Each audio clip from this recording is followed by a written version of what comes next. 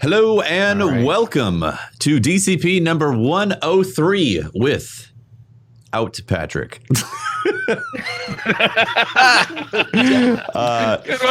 one. You know, we don't have the discount Dado, but we do have the Dado. The DPS. Yes. This will be the most optimal DPS episode of Forsaken.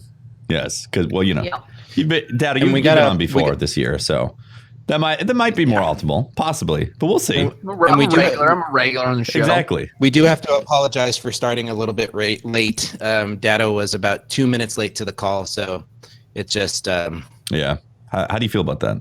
Bottom of the barrel there. Bottom barrel. I mean, you just step it up through the entire podcast, or it's going to be a long one for you. You got to figure, Pope, that he has heard every 2-minute joke there is out there. So if you're going to make one, you got to step up your game. Yeah, man. You can't just come out with like this made-up bullshit 2-minute joke.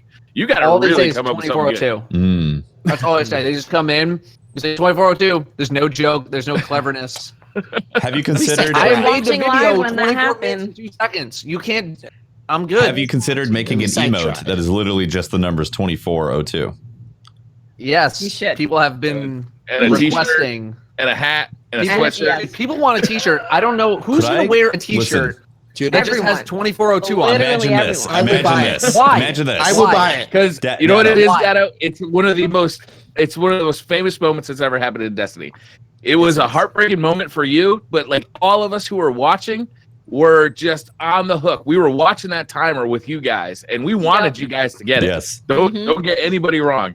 And to I see wanted you to come get 2 minutes I late, the most. it's an epic moment. And It like is an there's epic got to be moment. huge failures to make great successes, but it's funny because it was a great success because you guys were third to beat the raid, Yeah. out of anybody. So that's a Dado, huge So success, that's a big right? deal. So But the fact that you were 2 minutes late is just so fucking heartbreaking. Yeah. for people that are not, we're not there. There was literally everybody was there, but for those people that weren't there, there was a race for World's First. It happens every time there's a new raid out.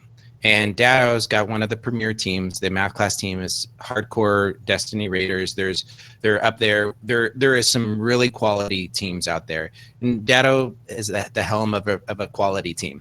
So people were watching him to be one of the teams that is going to be fighting for World's First. Well, Dado's team, to get this specific emote, right, this very rare emote, you had to have completed it within the first day. And there's some controversy, at least. You started it at just 2 minutes before the timer went off, but you finished it 2 minutes after, therefore coming after the 24-hour mark and missing out on the special emblem. So it was heartbreaking for the, 60,000 plus people watching you. Yeah. It was crazy. It was a crazy night. It was a crazy everything. A crazy night. It was, but it was also amazing because it was the world's first, right? Yeah. Or the world's third. Like it was like a huge moment, and like that was a tough as nails battle. You guys were ultra low light. Like just watching that happen, it was really fun. And you guys, you kept it together, you kept going, and you finally beat it. Yeah. No, we had a couple of heartbreakers, and by a couple, I mean like 50 of them. I'm just punching myself for first time getting to the Ascendant realm. Like we could have just ended it right there, right? Could have just had it right there if we just walked a little bit faster. So many times, man. I credit you several times during that night of being the lead team through an encounter. And it was really cool to see you guys figuring it out and applying some crazy, thought process, being tired, being exhausted, and being able to. So I guess that's really where my first question or conversation with you is about. How do you prepare for let's just start with there. How did you prepare for the raid race?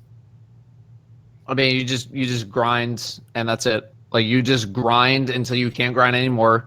You go to bed, you wake up, and you get back on, and that's all you can really do, right? So people are just in the mentality of like, this is the one time of the year where it's gonna get real. It's gonna get really real, and we just gotta push as hard as we can. And when the raid's done, we're done, no matter what happens, right? Mm-hmm. First, third, 50th. as soon as the race is done, we're done. And so we just kind of know that in the back of our heads, and you just kind of push through. I mean, I realize what I'm saying is like, you play a video game for like a zillion hours, but it's like, it's exhausting mentally. Yeah. Just like having to be on for hours and hours and hours and hours and hours. And if you're really micromanaging, trying to do like Nightfall blues just to get one light upgrade on one armor piece. One person did that in our group for 2 hours just to get one light on one piece of gear so that they would get a free level.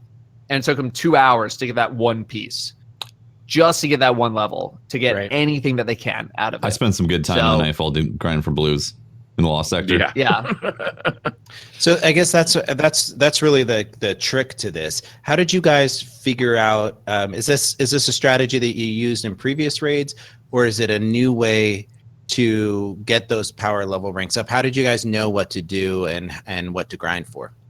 It's a lot of testing, right? It's I didn't get to grind as much as the rest of my team because I had to do a thing in LA, and then I also had to worry about videos and stuff. So I missed a lot of time. But as you level up and do certain activities, you just kind of notice things. Like they were doing the Nightfall, noticed that they got a bunch of blues and said, oh, a bunch of these blues are like really higher level than all the other blues that I get. Why is that? And you keep futzing around with it. And it's like, oh, it's because of this. And there's a pattern here. So if you need to do this, you can do this instead, and blah, blah, blah. So you just kind of like mess with it, and you play with it enough that eventually, I mean, my guys are like the masters of leveling. Like Sith and Toes are always within top 5 of every single expansion launch of highest level within like the first couple of days. So they're wizards of leveling. Like they figure out all the tricks and all the methods of like, what should I do in what order and this and that. So I give most of the credit over to them. Like they are the ones who figure that stuff out before I get a chance to. What light level did you enter at? I entered, I think 545, around there. Yeah, you were pretty. I know it was low in the compared 40s. To others. Oh, compared to the rest of my team, I was like, to your team I was a especially. little baby. Yeah. So when you're getting ready for the raid, a lot of people who come in afterwards that are not doing a raid race, they really need to ensure that not only in light level, but they also need to make sure that they have the right pieces of armor on with the right, perks and stuff. When you're getting ready, are you looking at min-maxing your like those kind of aspects of it, or are you just solely focused on light level? If I can min-max. If I have the ability to have that, luxury of can I pick this perk or this perk? Is it going to drop my light level? Is it not going to drop my light level? I will min-max as much as humanly possible, but I think light level absolutely comes first over everything. Mm-hmm. Definitely. And then you can kind of take it from there with like perks and armor perks and mods and all that kind of stuff. Let me ask you like a really like just a basic question. So why is that? Why is the light level the focus? Because it's the largest contributing factor to how much damage you deal and how much you receive, right? It doesn't matter if I have some cool armor mods that like give me some super energy. If I can't live long enough to actually use that kind of stuff, it doesn't matter. So I would much rather be 550 going into the raid than 545, but with better armor perks. Yeah. Because I know those five light levels are going to matter way more than like unflinching on an auto rifle if I'm using an auto rifle or something like that. Mm-hmm. Yeah, this is the first time we've had like 10 days to grind for the raid. Every previous raid it's been like 4 days. What did you think about having like that extra time? Did you find it was too onerous to have to grind for that long, or did you like having the extra time? As a content creator, I loved it because that means, I could actually put up a video every now and then and not fall completely behind. But it was also, I got to actually enjoy the game for a little bit as opposed to just, I remember King's Fall was 3 days. Oh man. And math class had a group 24 hours a day in Court of Oryx, a 9-man, just constantly running. Some people in there for 12 hours straight, 14 hours straight, just grinding any tiny little piece of light that they could. And that's all they were doing. And granted, that's kind of what we were doing with the 10 days. But yeah, it's definitely much more arduous than 3 days, because at least 3 days is like, all right, 3 days, push hard, we're done. But with 10 days, it's like, oh my God, we need to push for 10 that's the thing. Days. Like it wasn't like you had 3 days, or it wasn't like you had 10 days and like half of them were chill days. If you wanted to be raid ready, you actually had to have grinded every day to get to that point. And even then, you were 545, right? Right, yeah. I was still below the recommended after like all the grinding that I was able to do on top of my other commitments that I had to do. So some people just straight up got lucky, got in there with brutal. Like 560 plus. Oh yeah. And other people, like I end up, I think I was 545 as well going in there, but I got lucky with the drops in the raid. Briar, you were 541, right? 541. And ended up at 544. By the time we got to Ribbon, I was 543. Got shafted, man. Absolutely shafted. Yeah, that's bad because the raid drops some serious light for you. Yeah, it does for some people. Yeah, I got kind of lucky throughout the raid. I think I was up to 552 by the time we got to Ribbon, so I at least got a few light levels. Nice. But yeah, like, you know, the raid is 550 minimum. The first encounter is what, 560? So they don't even give you 550 opponents. So yeah, you needed to have grinded literally the entire time just to even have a chance at a day one completion. Which, to be fair, I'm kind of okay with. Like day one, week one completions should be for that super hardcore, and then everybody levels up over the next 2-3 weeks, and people start to get more familiar, and strats start to formulate, and all that kind of stuff. I do wonder how they'll react to this, because there were 3 teams, including you guys, that finished it within the first 24-hour period, right? And then 2 teams. 2 teams, sorry. Like compared to like King's Fall or something like that, there was thousands of teams that did it. It was a race. Yeah. You know, it was a race for hours, not for a day or for days, right? Like, I wonder how Bungie will react to that, like in the future. It'll be interesting to ask them, like, do you want it to be more accessible, or do you like how this played out? How do you feel about that, Data? Like, what's your stance on it? Where would you like it to slide? Do you want it to stay? Do you want them to go deeper on it? Like, oh man, like as like a super hardcore raider, I kind of loved it, but I can totally see why other people would be super upset. Like, I don't think it should be like, it maybe shouldn't be 12, but it maybe also shouldn't be 37,000. Like somewhere in between that would be kind of okay. But like, I just loved, just like it took 18 and a half hours, something like that, for the first clear. Yeah. I like the hardcore WoW raider in me loves that. I love that so much. I don't know how Bungie feels. That's a good question for them. If you guys have someone on, you're having them on next week? Yes.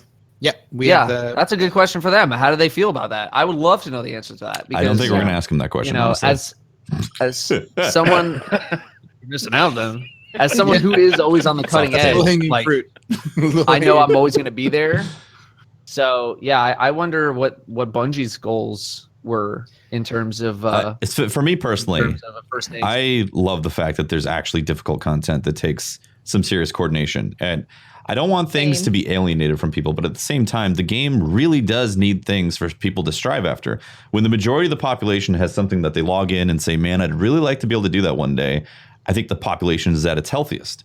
And if it's things that they can just knock out immediately, like light level exotics and in raids that are just seem to be easier, then the interest level goes down and the population isn't as healthy. Mm-hmm. Yeah, I definitely prefer it like this. I think even like I didn't finish it on day one, right? A lot of us didn't finish it on day one. So, but that didn't upset me. It just made me feel like, oh, I really want to gear up. I want to try again. I want to go back in there. I kind of like that it's, especially with this raid, because there are so many bosses and encounters.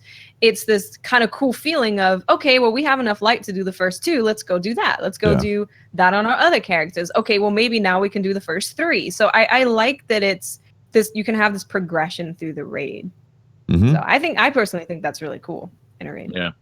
Yeah. I enjoyed watching the raid race as an event, and knowing full well that I wasn't going to be anywhere near the light level. And it's like watching, for me, someone that's really a huge fan of the game and of watching competitive Destiny, and this is the PvE equivalent to watching a tournament for me.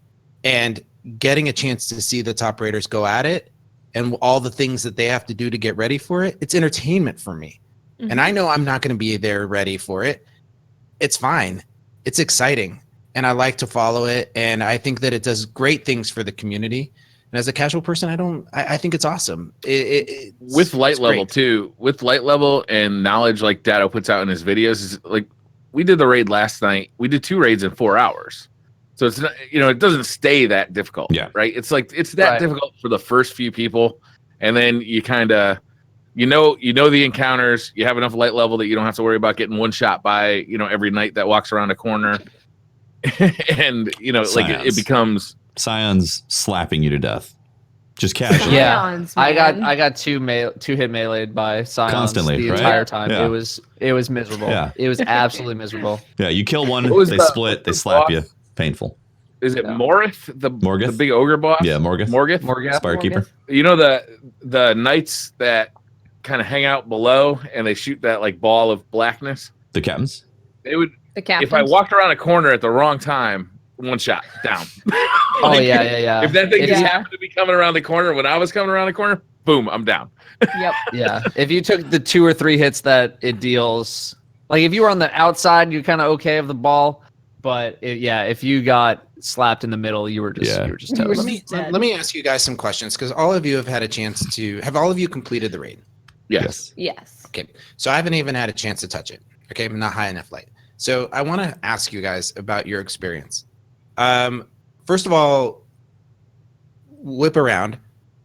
What did you think? Where would you rank it, generally speaking, amongst the raids? Like, is it where do you fit it? It's a lot of people who have Vault of Glass up first. Is this now surpassed your view in Vault? Go around and rank it. Where do you see this one? Dado's I'll go holding up first. one finger. I'm gonna start. I go first? Yeah, you go first. Yeah, Yeah, you're holding up this your was just, one. I thought it was number 1. Yeah. Now that I want to go for, I'll go for How it. much Why? number one? Why? Um, Why is that? it's just first of all, it's the longest raid we've ever had. It's all pretty beefy encounters for the most part. Maybe Morgoth not right now anymore, but all pretty beefy encounters, tough encounters that you got to pay attention for. Mm-hmm.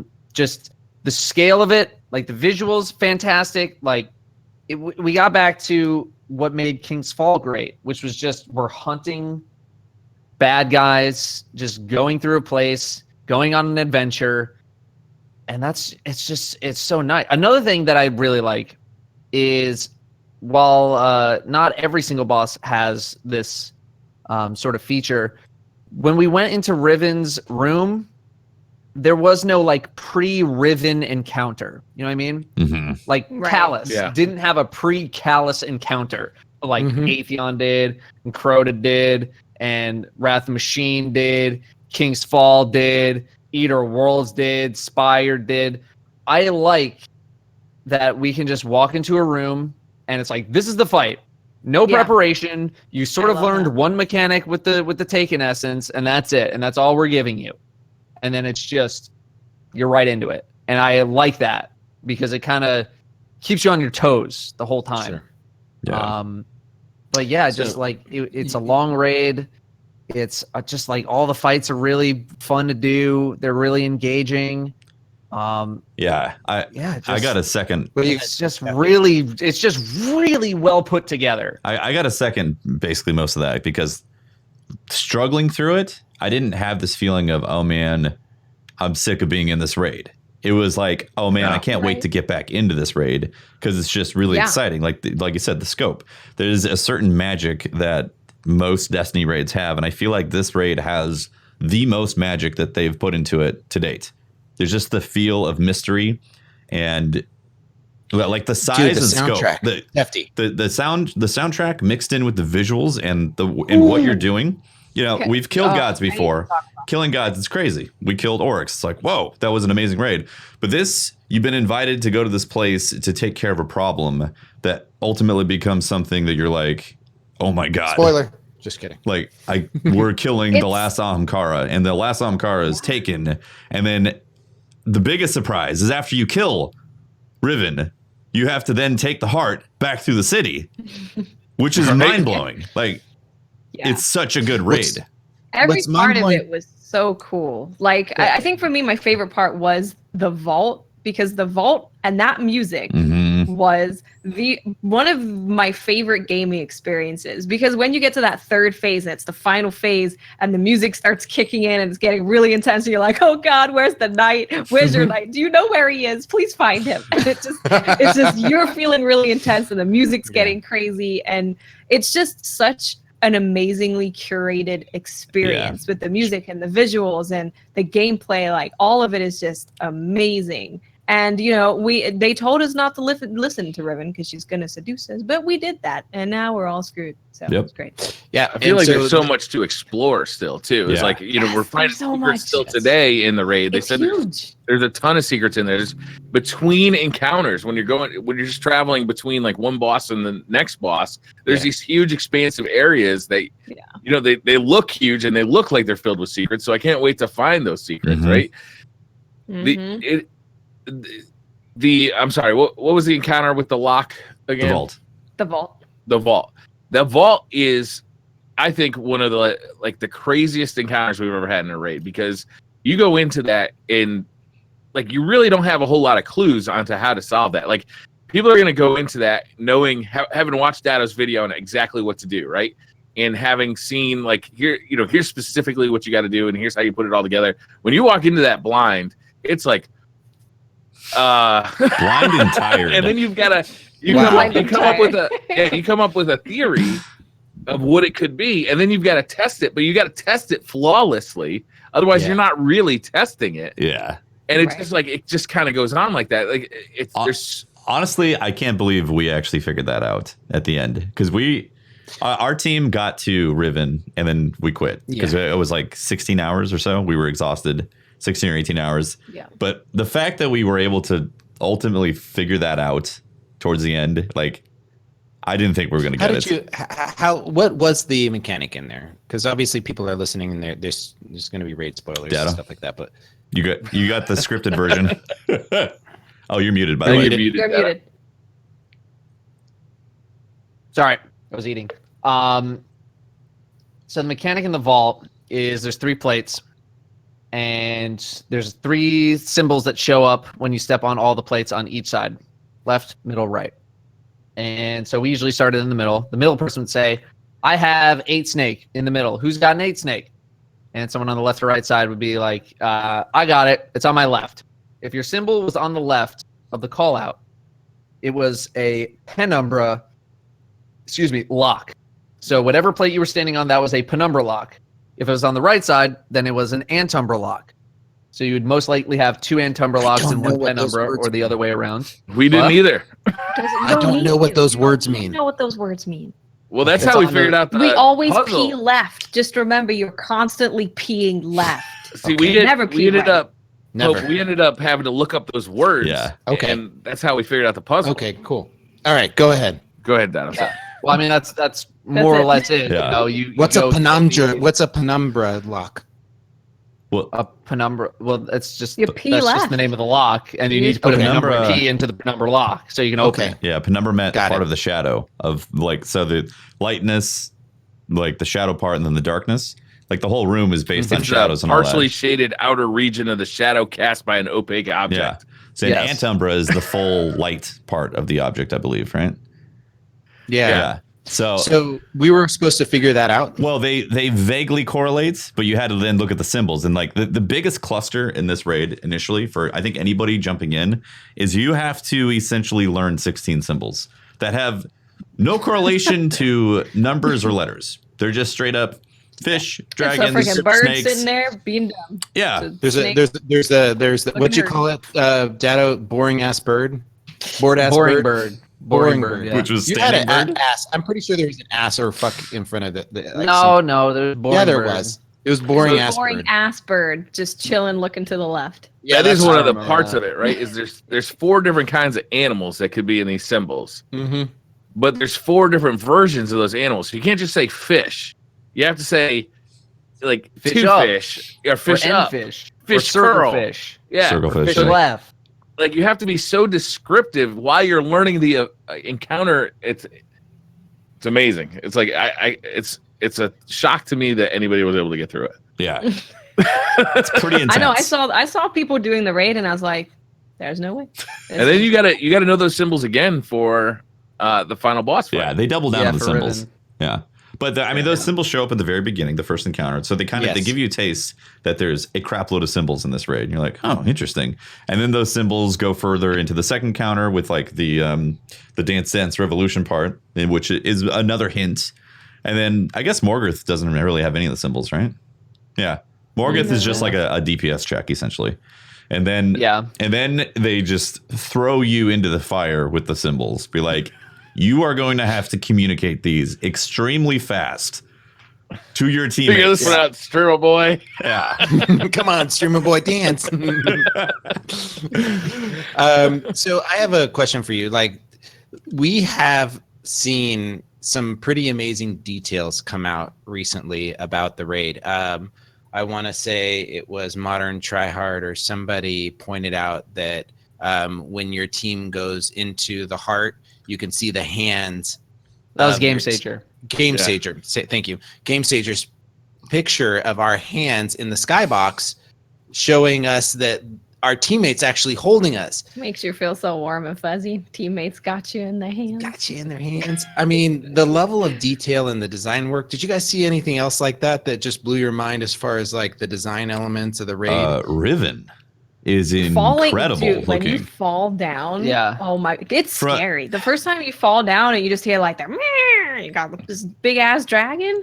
It's scary. First time you see Riven, it's like, holy crap. Like watching streams of people ADSing on Riven's mouth and seeing all the details of the face, like it's incredible what they did with that. And the sound effects and how she moves and all that, like it's very impressive. It's a she. It's a she, 100%. Yeah. 100%. Yeah. We wanted to Riven's a fight a girl. dragon, and we got our wish, and it did not disappoint. Yeah. And we got a wish dragon. It's a wish dragon. Yeah.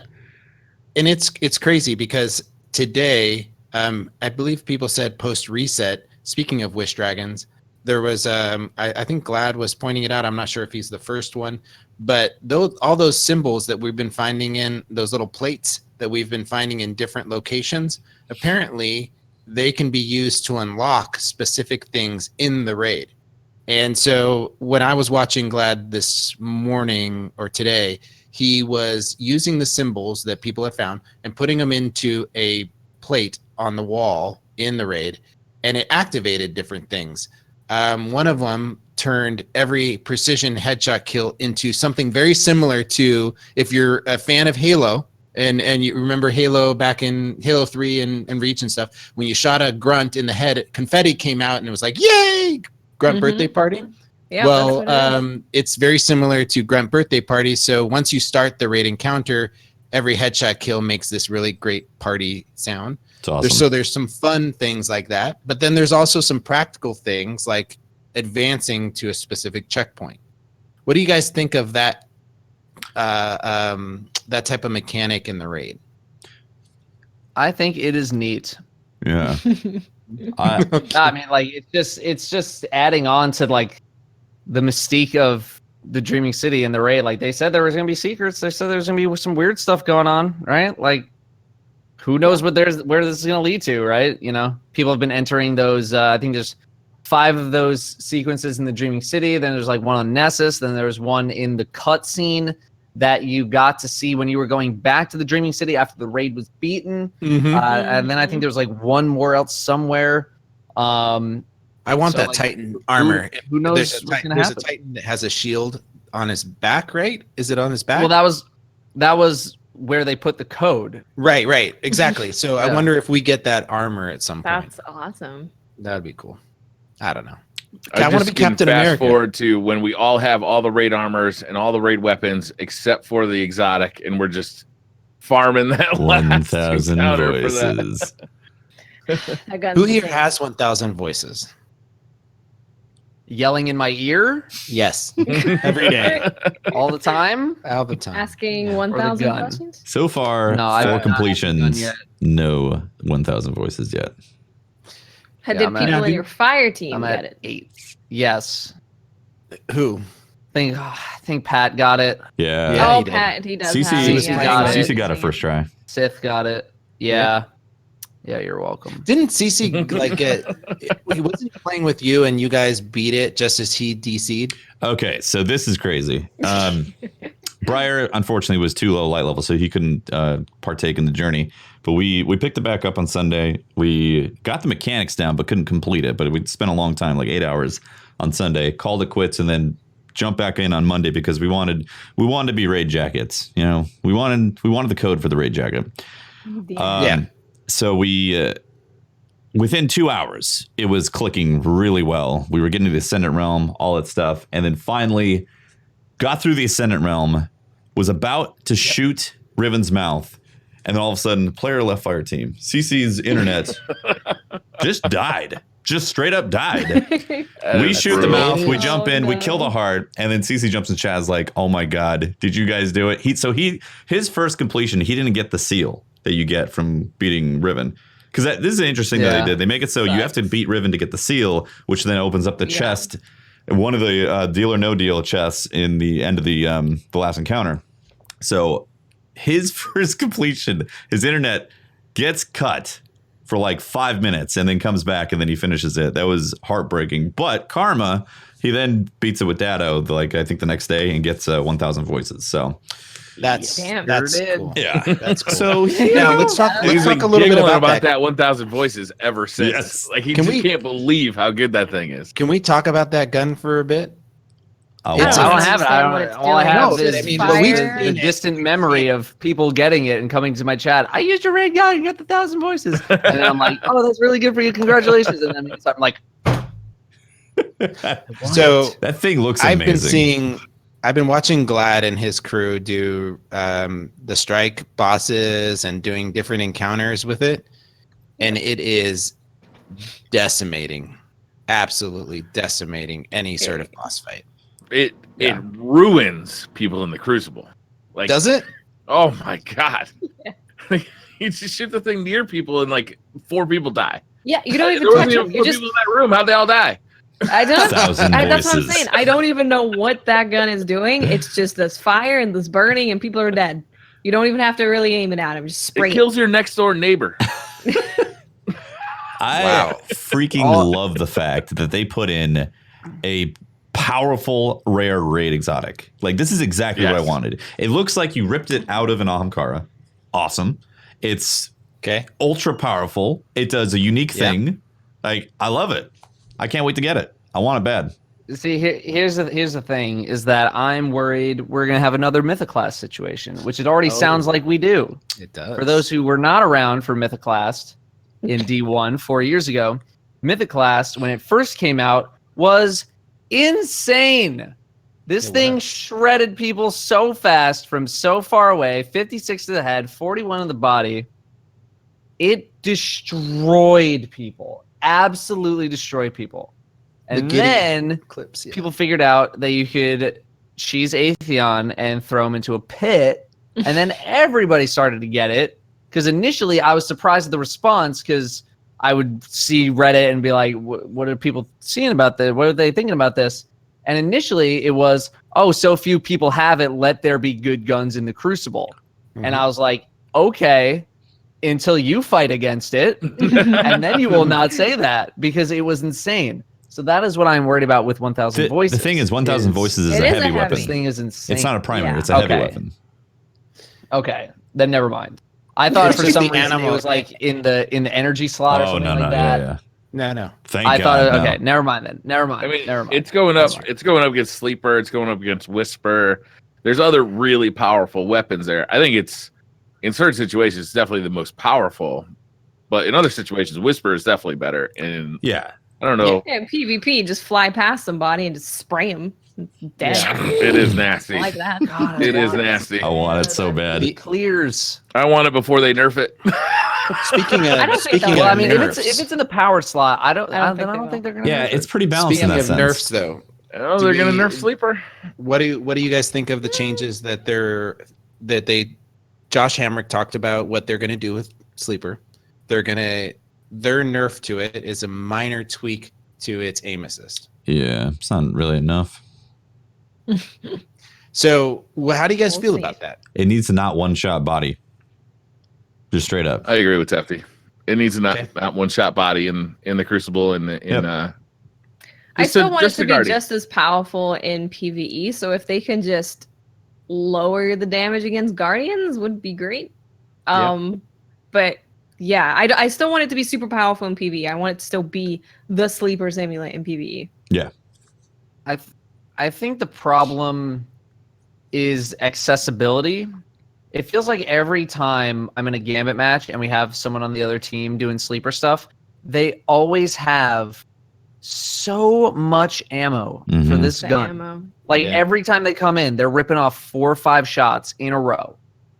If they reduce the amount of ammo you got from bricks in Gambit specifically to sleeper, where if you're picking up sleeper ammo off of a wall, you only got 2-3 shots, that's better than however much you're getting now, because it feels like every single time they are just completely unstoppable because they have so much ammo and they can just sit back so long. I'm fine with it doing a lot of damage and killing people from super far.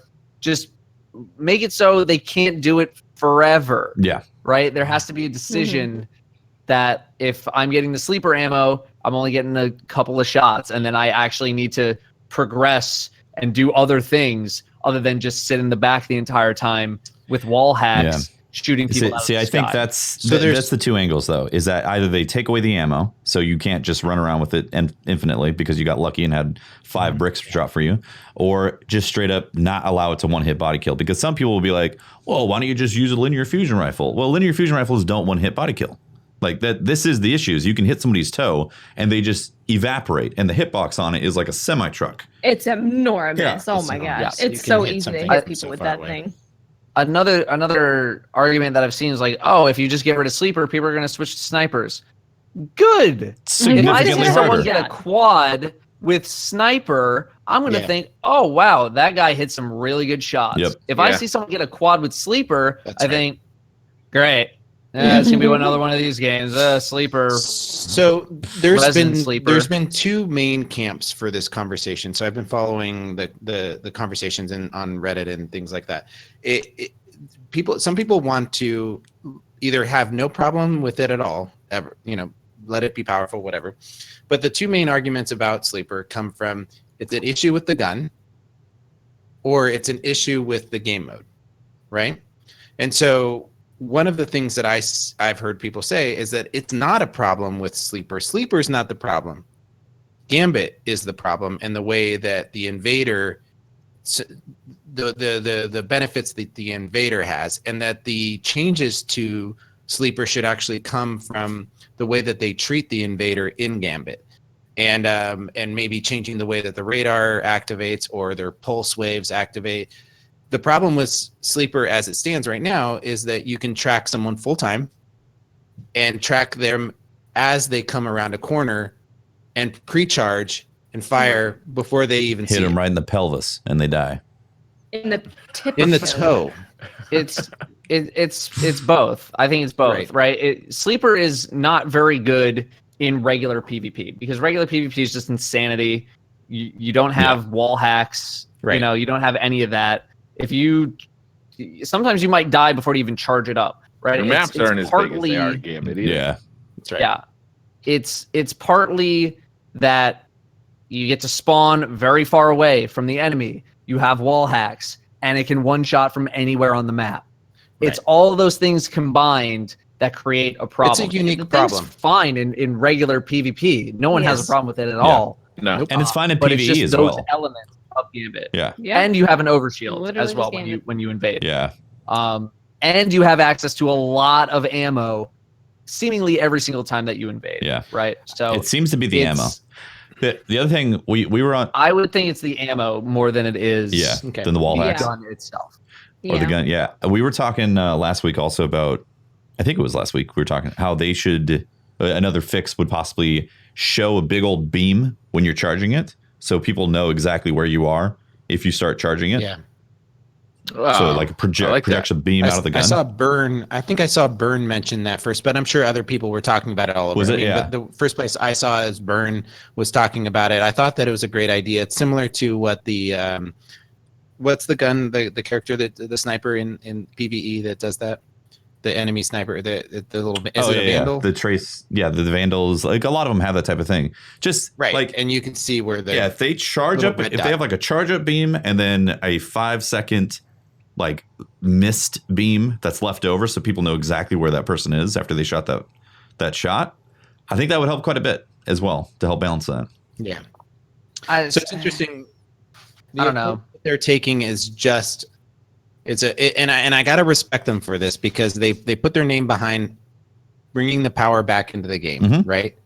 And I don't want them to go back on that. I feel like they're taking a very conservative approach to this. I appreciate that. I don't think that they're going to be done with it, to be honest with you, with just a minor tweak to aim assist. But if they were going to go that route, I would have wanted them to bring the range in a little bit, Tefty, like you're saying.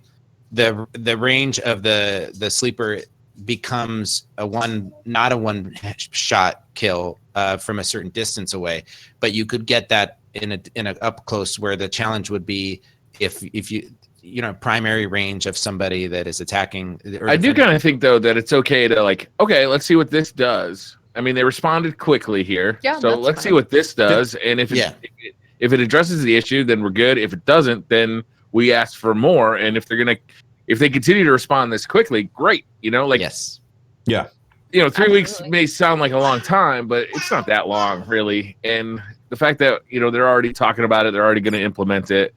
Yeah. If this isn't enough, then maybe they go a little further, but they don't just destroy the weapon and nobody ever uses it again. Yeah. That's kind of the hammer they used in Destiny 1. Exactly. We're used to having 3 months go by, and then they're like, let's do a small adjustment to this gun. And we're like, come on. Right. So the fact that they are admitting that it needs to be adjusted and doing it within 3 weeks, that's a good step.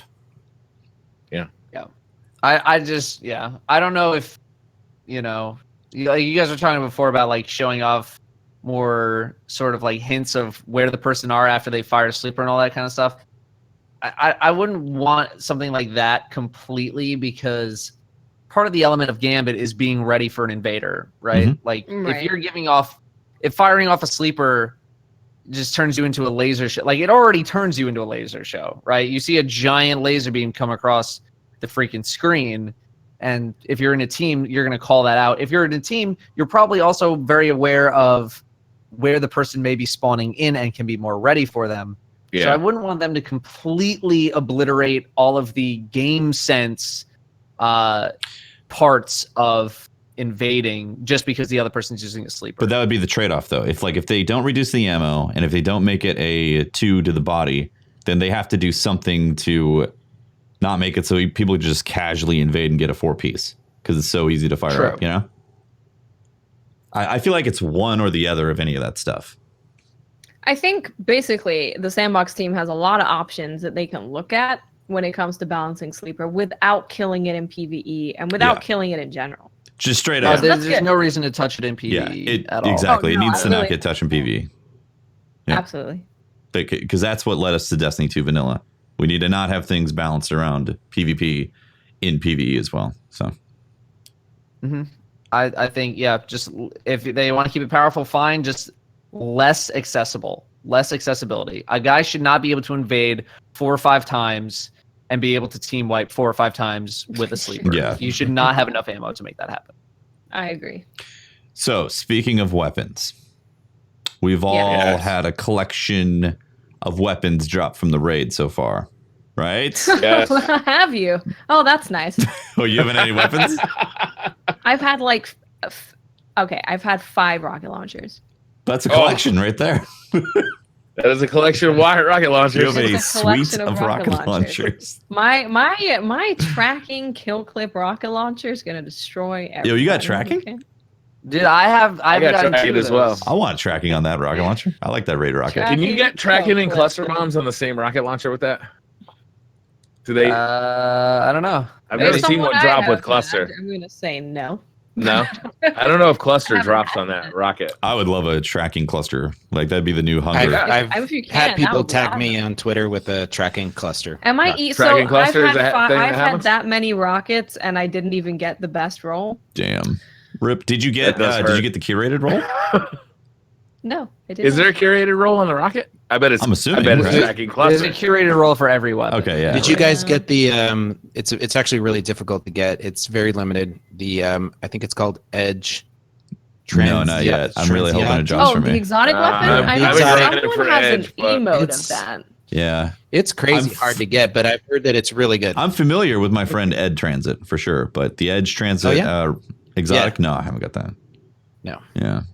Have you guys gotten, in seriousness, the age-old Bond auto rifle?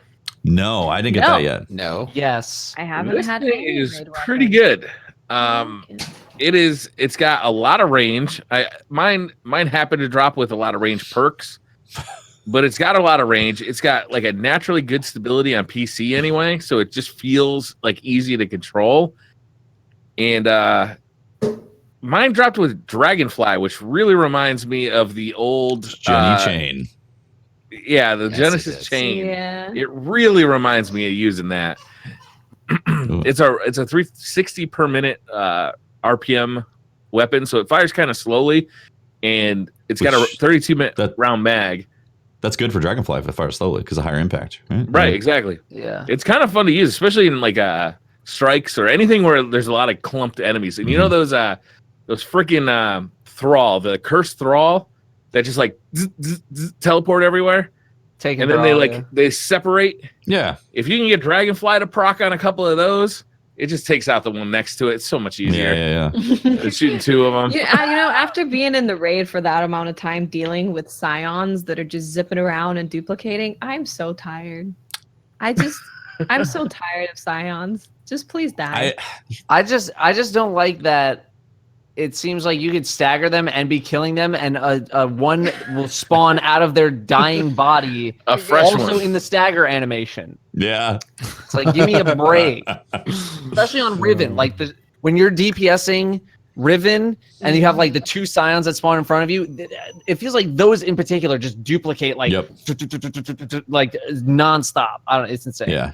It's I need to use the auto rifle more because the few times that I've used it, I've been less than impressed with its performance. So I think I got to use it a little bit more and get used to it because I was like, it's okay.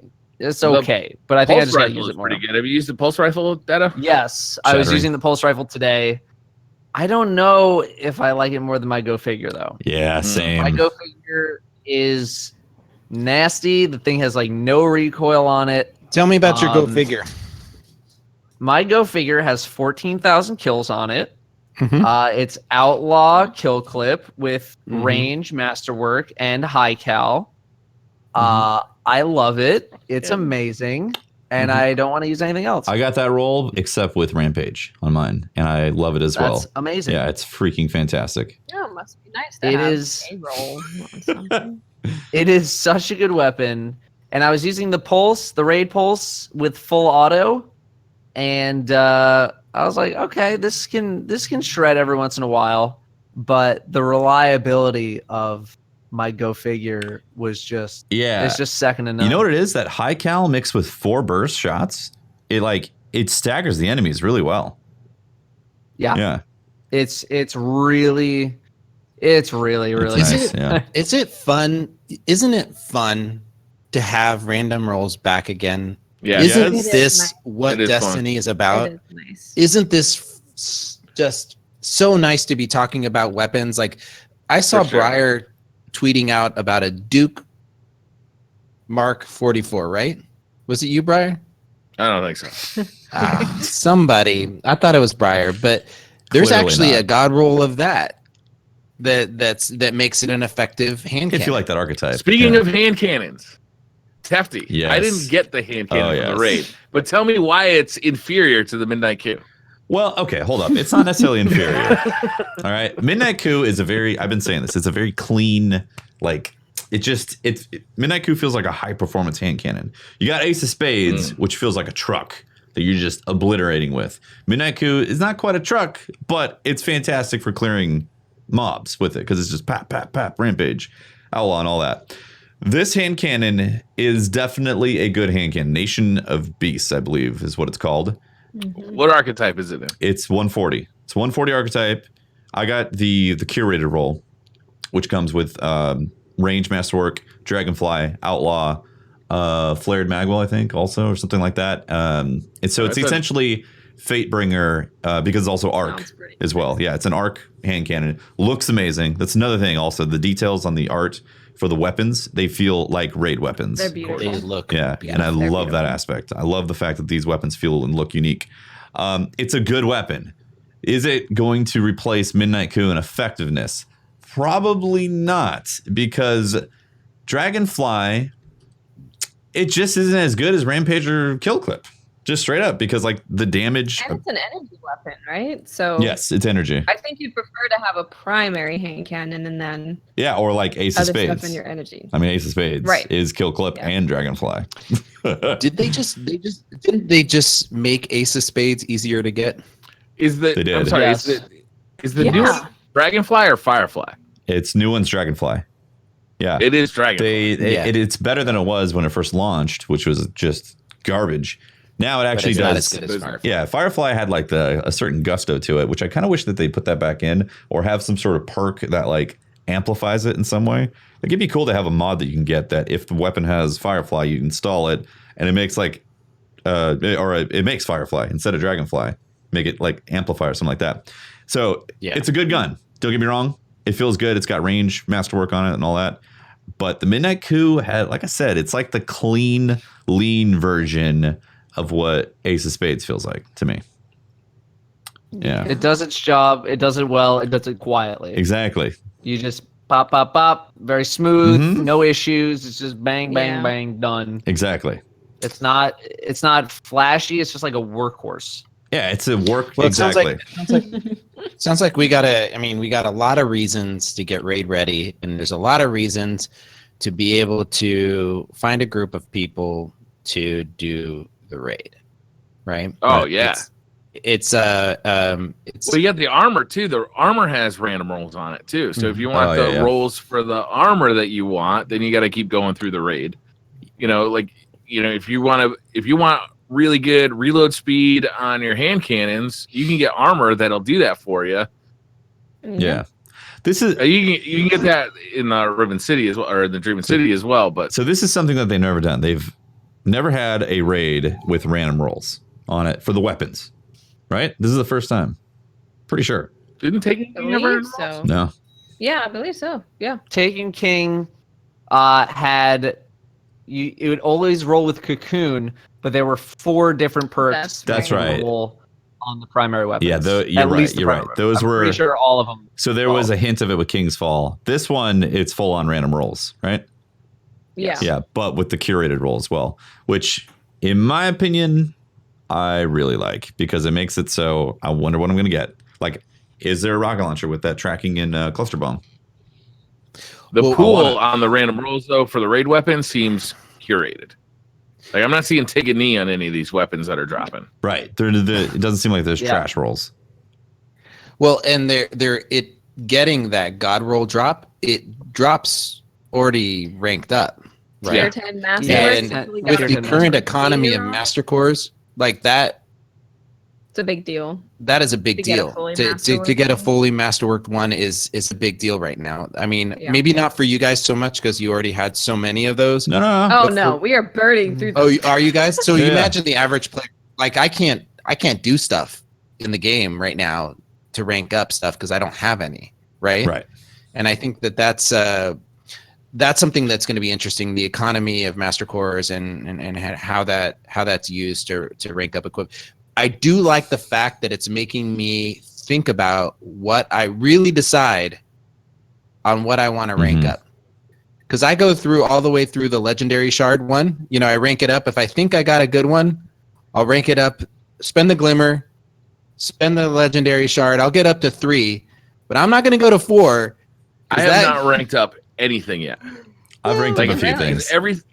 Every time, like, okay, I have ranked up a couple things. Like the stuff that I really know is good, but for the most part, it's like any armor I know is going to get replaced by a higher light level piece of armor. I'll throw a really good roll into the vault right now and wait until I'm ranking it up to 600, not to 546, 555, 562, 567. You know, like because you're just going to keep doing it. You might as well just wait on it now. Like save it for later. My Go figure got masterworked to 10. I was like, I'm never getting rid of this. I masterworked. If I get that roll, I would too. Yeah, in PvP it's crispy, in raids crispy. Yeah, it's a good gun. I ranked up my really bygones. It's like the only one that I've ranked all the way up to 10. Just it's a gun that after a certain point, I feel like the economy is in a good place where you're saying, okay, I have to make this hard decision, and this is a gun I like to use a lot, so I'm going to go ahead and do it. Well, it's going to be interesting to see.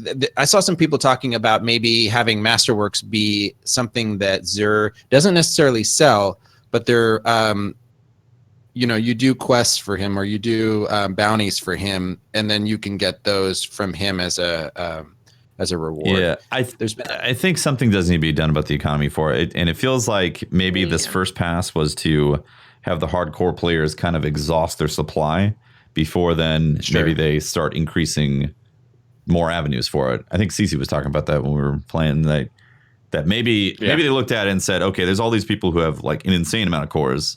Let's kind of make the early adopters burn through that supply initially. Okay. And then slowly introduce different avenues and like lower the price and kind of adjust the economy here and there. Because, I could see, like, I still have about 80, I think, 80 to 100 left after burning through probably a couple hundred since the raid drop or since the expansion dropped. And I still have quite a bit in my vault as well that I could have access to. But if I didn't have access to that, I mean, it would be extremely difficult. If I was a new player. Rough. It's rough. There's none available. I would love to see them do something with Xur for mod components and masterwork cores. That would be awesome. Because those are the two that are really hard to come across. And at the moment, Xur is pretty much useless. Yeah. Are mod components still hard to come across? I feel like I'm getting a lot more of those now. I think we know where to look for them, Briar, but I don't think everybody does know where to look for them. I'm not looking for them. I'm just playing. I'm just playing milestones. What's the thing, right? If Banshee has a really good mod you want to buy, that's 10, right? It's 10 that's mod components. Yeah. That's a lot of mod components. You need a hell of a lot of mods to drop to dismantle those mods to then get those mod components. Yeah, I feel like my mod components have been going down, not going up. And I've been playing a lot, obviously. 10, 12 hours a day. For sure. Yeah, that's true. I mean, the economy is not perfect, but if we compared from when D2 launched versus now, like I much prefer these issues with the game than just straight up content issues. Oh, we are in a good place. Man. It's night and day, in my opinion. Oh yeah, of course. But we're in a good place. Yeah, there's a real problem when we're talking about like these minutia things, like these quality of life things. And we're not talking about like substantial problems to the game. Yeah, reasons to play. Then we're in a good place. I think we're playing the best version of Destiny that we've ever played. And it's really exciting to be able to log on to think about it. I'm thinking about it during my workday. I'm like, okay, I'm going to get a chance to play. When I jump on to play and I have some time to play, I got to decide what I want to do. Yeah. And like really commit to it and go to that location, get those bounties, and then go do it. That's beautiful, though. It's like it's beautiful. You've got so many. I mean, aside from like the 10-day grind, right? Now that like we can kind of relax a little bit, is I can play just about any activity I want to play and get a powerful reward from it, right? Maybe I just want to grind strikes with some friends. Maybe we want to do a nightfall. Maybe we want to do the scored nightfall with 100,000. Maybe we just want to play some Crucible. No matter what we do, there's powerful rewards out there. And if I use up those powerful rewards, I can still hope for a Prime Engram, which will also help me level up. So it's like there's just kind of like no matter what I want to do, I've got stuff to do that's going to help me power up. Yeah. And if I just want to power up, then there's tons of stuff to do. Yeah. Right. Has anybody hit 600? No, not yet. I heard the highest currently is 597. That's close. Okay. That's some RNG. That's a lot really of close. Yeah. That is some real good RNG. Yeah. There's another so thing. you guys- There's another thing that's going on post raid, which I freaking love what they're doing with is, Clan Redeem beat the raid, and then the Dreaming City has the cinematic says, That's we unlocked the curse has been unleashed and wasn't really planned, and then there's this quest that's being like unfolded with each week as the curse progresses in the city. And Petra's kind of unfolding this. We don't know what's going to happen once we cleanse the curse, but it's progressing. I have a feeling this is the beginning of Wish Ender. Yes. Like this is the lead up because it's called Wish Ender. Exactly. Right? And Riven's final wish, it's the last wish raid. We've got the last curse. So I feel like when we finally end that wish and cleanse the city, that's gonna kick off the whole Wish Ender thing. Yeah. I think it's gonna be pretty involved. Sounds to get it, but I feel like it has to be something about that. So for you guys that have done the raid, your highlight, what are you logging into Destiny to play? What's Daily, your weeklies, primes? More Still grinding raids. light when you hit 600, right? Pretty yeah. much anything. Yeah. Yeah. Until I get to 600, I still have everything to do. Mm-hmm. And then even when I do hit 600, there's still all the min-maxing that you need to do, finding the perfect armor set, finding the perfect armor set for this, the raid, the PvP, and for this subclass, and then that subclass. Yep. And it's really awesome to hear that, because so for me, I gauge for 2 weeks for you guys or 3 weeks for you guys is 3 months for me. So I'm excited because I got 3 months of content ahead of me. And I feel like this content is going to last us till December. Like I honestly do. It's like, seems like it. You got, you want to grind Gambit, right? You want to grind Crucible to get the Luna's Howl. You want to get, you want to do the raid. You want to get all the raid weapons. You want to get the exotic out of the raid. Like there's so many different things to do that go deep too. Like, the Crucible stuff, that's going to take some time. Triumphs, trophies. That's a mini game in itself. Just going in there and clicking on that button to get your score up. That's like a mini game. Like every time I play, I do anything. There's like 6 or 7 little things I got to click on, So gotta get the Luna's Howl. Like Dada was saying, getting a set for Crucible, getting a set for the raid, getting a set for each activity that you like to do. Exotics. It's gonna take 3 months at least to get all those exotics. It's going to take 3 years to get all those 3 exotics. 3 Jesus. years. It does feel like Destiny 1 Year 1, like where exotics are extraordinarily rare. It sucks though. At least the new ones. Because I've gotten plenty of the old ones. I've only gotten one Forsaken exotic so far. I got Black Talon, and I got it back to back. Powerful, brutal. And I got to add another powerful. Oh man, that was pretty thrilling. Brutal. That's brutal. I got Merciless out of the raid. I was so mad. I've got like Lucky Pants a whole bunch, and I've gotten World Line 0, and can we not have quest exotics coming out of engrams? Yeah, it's a little lame. Bungie. Especially with Ace of Spades popping up. I saw Leopard get his Ace of Spades, and then he got an engram, and it was Ace of Spades. And then immediately opened an Ace of Spades.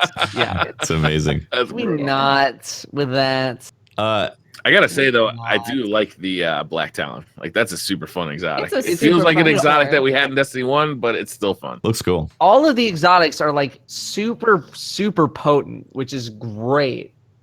And I'm glad that the rate at which we've gotten exotics has slowed down, because it reminds me more of World of Warcraft legendaries, at least before Legion came out and they were just handing them out.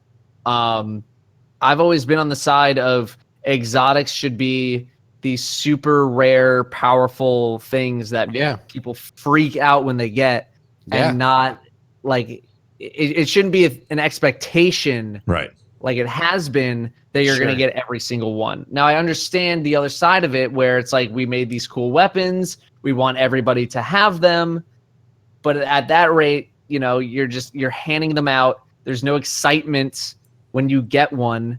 I'm going to be whatever the next new thing I get is. I know I'm going to be excited for it because the majority of the new ones are really good in something. They are. They're really good. Well, I think that to dovetail with that, Dado, I think that this drop rate would be a problem if they didn't buff and make supers more potent, right? So the class abilities and your characters are much more lethal in game, right? And they're exciting and more engaging. Too. And we got new classes and the weapon system. Everything is more lethal and exciting. I think they would have had a problem with the exotic drop rate if we didn't feel lethal as is. The exotic, what I see them doing is making them powerful, but also directing you to a specific play style that would be something you would build a class around.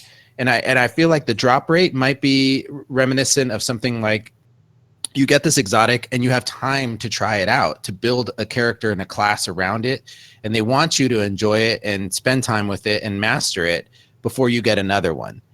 I mean, it seems like that's what they're going for. Yeah, possibly. I could see something like that. Yeah. I will say Doomfang Pauldrons with Coda Commander is so good. Also, Coda Commander, just straight up, Coda Commander looks awesome. Incredibly good. It's amazing. I mean, you can shield your team. You can explode a bunch of ads because of the detonations. You can get your health back immediately. Like Defty, I saw you playing it. Wait, what's the will? The well. I'm sorry. The blind well. Blind well. I see Tefty using Coda Commander, like just sitting out there in the death area. You know where you're taking hits. And he's just popping out orbs. It's like, bloop, bloop, bloop, no. Okay. What happened was, so again, Doomfang Pauldrons. So you get super energy upon shield hits. And if you get the Harmony Orb, but when you're in the well, you literally chuck shields constantly. And if it hits anything, it's reviving your super. So it's endless. Yes. It's endless super. That's amazing. That's crazy. One of the most satisfying things I have had experienced in this game is blocking Riven fire with your shield. I saw you doing that. If you block fire with a shield and don't get a tingly sensation all over your body, get out of my face. That is play Minesweeper. Coolest thing you can do in the game right now is just plop a big wall, jumping around, blocking it, floating it in the air. If that is not the tightest, get the out of my face. It's so fun to do. It really is. I've been messing around with the new Arc Strider because I unlocked that one last because I was like, okay, Fire Knives is amazing. Night Stalker one, I want to mess around with that, although, no, thank you. And the Arc Strider I got last, and I've been taking it into Crucible, and I must say that there's not many things that feel much better than blocking a golden gunshot, killing the guy with his own golden gun, or blocking a hammer. And not only killing him, but killing the person standing next to him with the hammer. Damn. Yes. That is really fun. The spinny staff thing. The spinning the staff is really... I believe that is the technical term for it. It's actually a lot of fun. I don't know how practical it is, but if I'm sliding and doing the third person melee and going up in the air and flipping around, that just feels really cool. And then reflecting people's stuff back at them is just hilarious.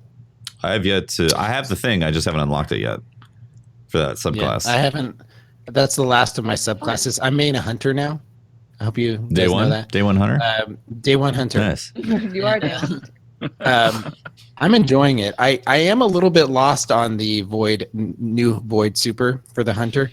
I feel like it's pretty, like maybe I'm not a hunter, so I can't really give an official view, but it's kind of poop on a stick to me. Melees in general are bugged. Subclass. It's just the whole it's so specific. You have to play so specifically to take advantage of that subclass. You have to get a precision hit while crouching. And it's just like, that's the opposite of how I want to play Crucible. I don't want to be crouching and shooting people in the head. So you're not going to play that class then. Meanwhile, I can have fire knives. Yeah. I can throw them Kill for everything in melee. front I of me. can throw them for my super. God, I love the fire knives. Yeah. The Void Super needs a little bit of work.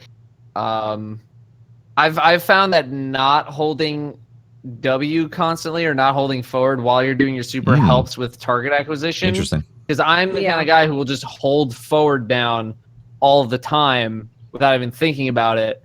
But if I let go of it, my character tends to stay on target a little bit more, at least in PvE. Because I remember doing blind well and just trying to like shred the boss, but my character would just keep jumping to different targets instead of just on the boss.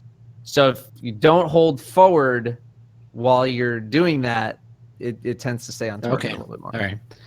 It seems like it's really glitchy, and I did enjoy using it for soloing certain activities because you can stay invis a lot, and it's I think really for fun. PvE it's actually a really strong class. In PvE, that's what I'm saying. Yeah. In PvE, it's really fun doing strikes and stuff like that. Yeah. You can stay invis the whole time, but I think its utility for PvP is definitely hindered heavily by the fact that like melee is just straight up broken in Destiny 2 right now, and the Fire Knife is just so damn good. For like boss DPS the whole class or just so wiping a team that's in front of you. It's like, oh, you're on B? Yeah. Knives. Dead. Yeah. So, Dado, like, what do you think of going back to the raid? Because, I mean, I need to hear this. What do you guys think is the best arrangement? Do you have to have a certain class in there? I mean, what is the team orientation? If you're putting together a team, what do you want to build for classes? Honestly, a 2-2-2 balance, I think, is the best you can do right now. Okay. Every class has something that they can bring to the table. You know, Titans have Melting Point. Melting Point will always be good on select bosses. Sentinel is insanely good for Riven. I think Hammers. I think Sentinel is better than Hammers for Riven specifically. At least right now, how while are you people using still it leveling to make it so good? Just chaining it with Tether, and using it just as a melee super to kill ogres and high priority targets. So you're not using the big shield, the super shield. I mean, it all depends on where you are. You know, if you're running up to a big target, you don't want to take damage. Shield yourself as you're walking forward, and then bash. It can protect people from a fire breath, right? If someone's standing out of position, you still have some super energy, float over to them, block all of it, they can run away. It all really depends on the situation that you're in. Okay. Well of Radiance is basically always good. When they fix the white nail bug with it, because half the time white nail breaks in a Well of Radiance, and that kind of sucks. Yeah. So as soon as they fix that, bosses are going to melt even faster than they do already. Hunter's Tether is basically always good. Yes. But if you need burst damage, you can do Blade Barrage, something like in the Vault. Arc Staff works great for Riven. Arc Staff works great for the Vault as well. All of the classes have versatility, and it never feels like you absolutely need a certain thing. It's just kind of nice to have it. Yeah.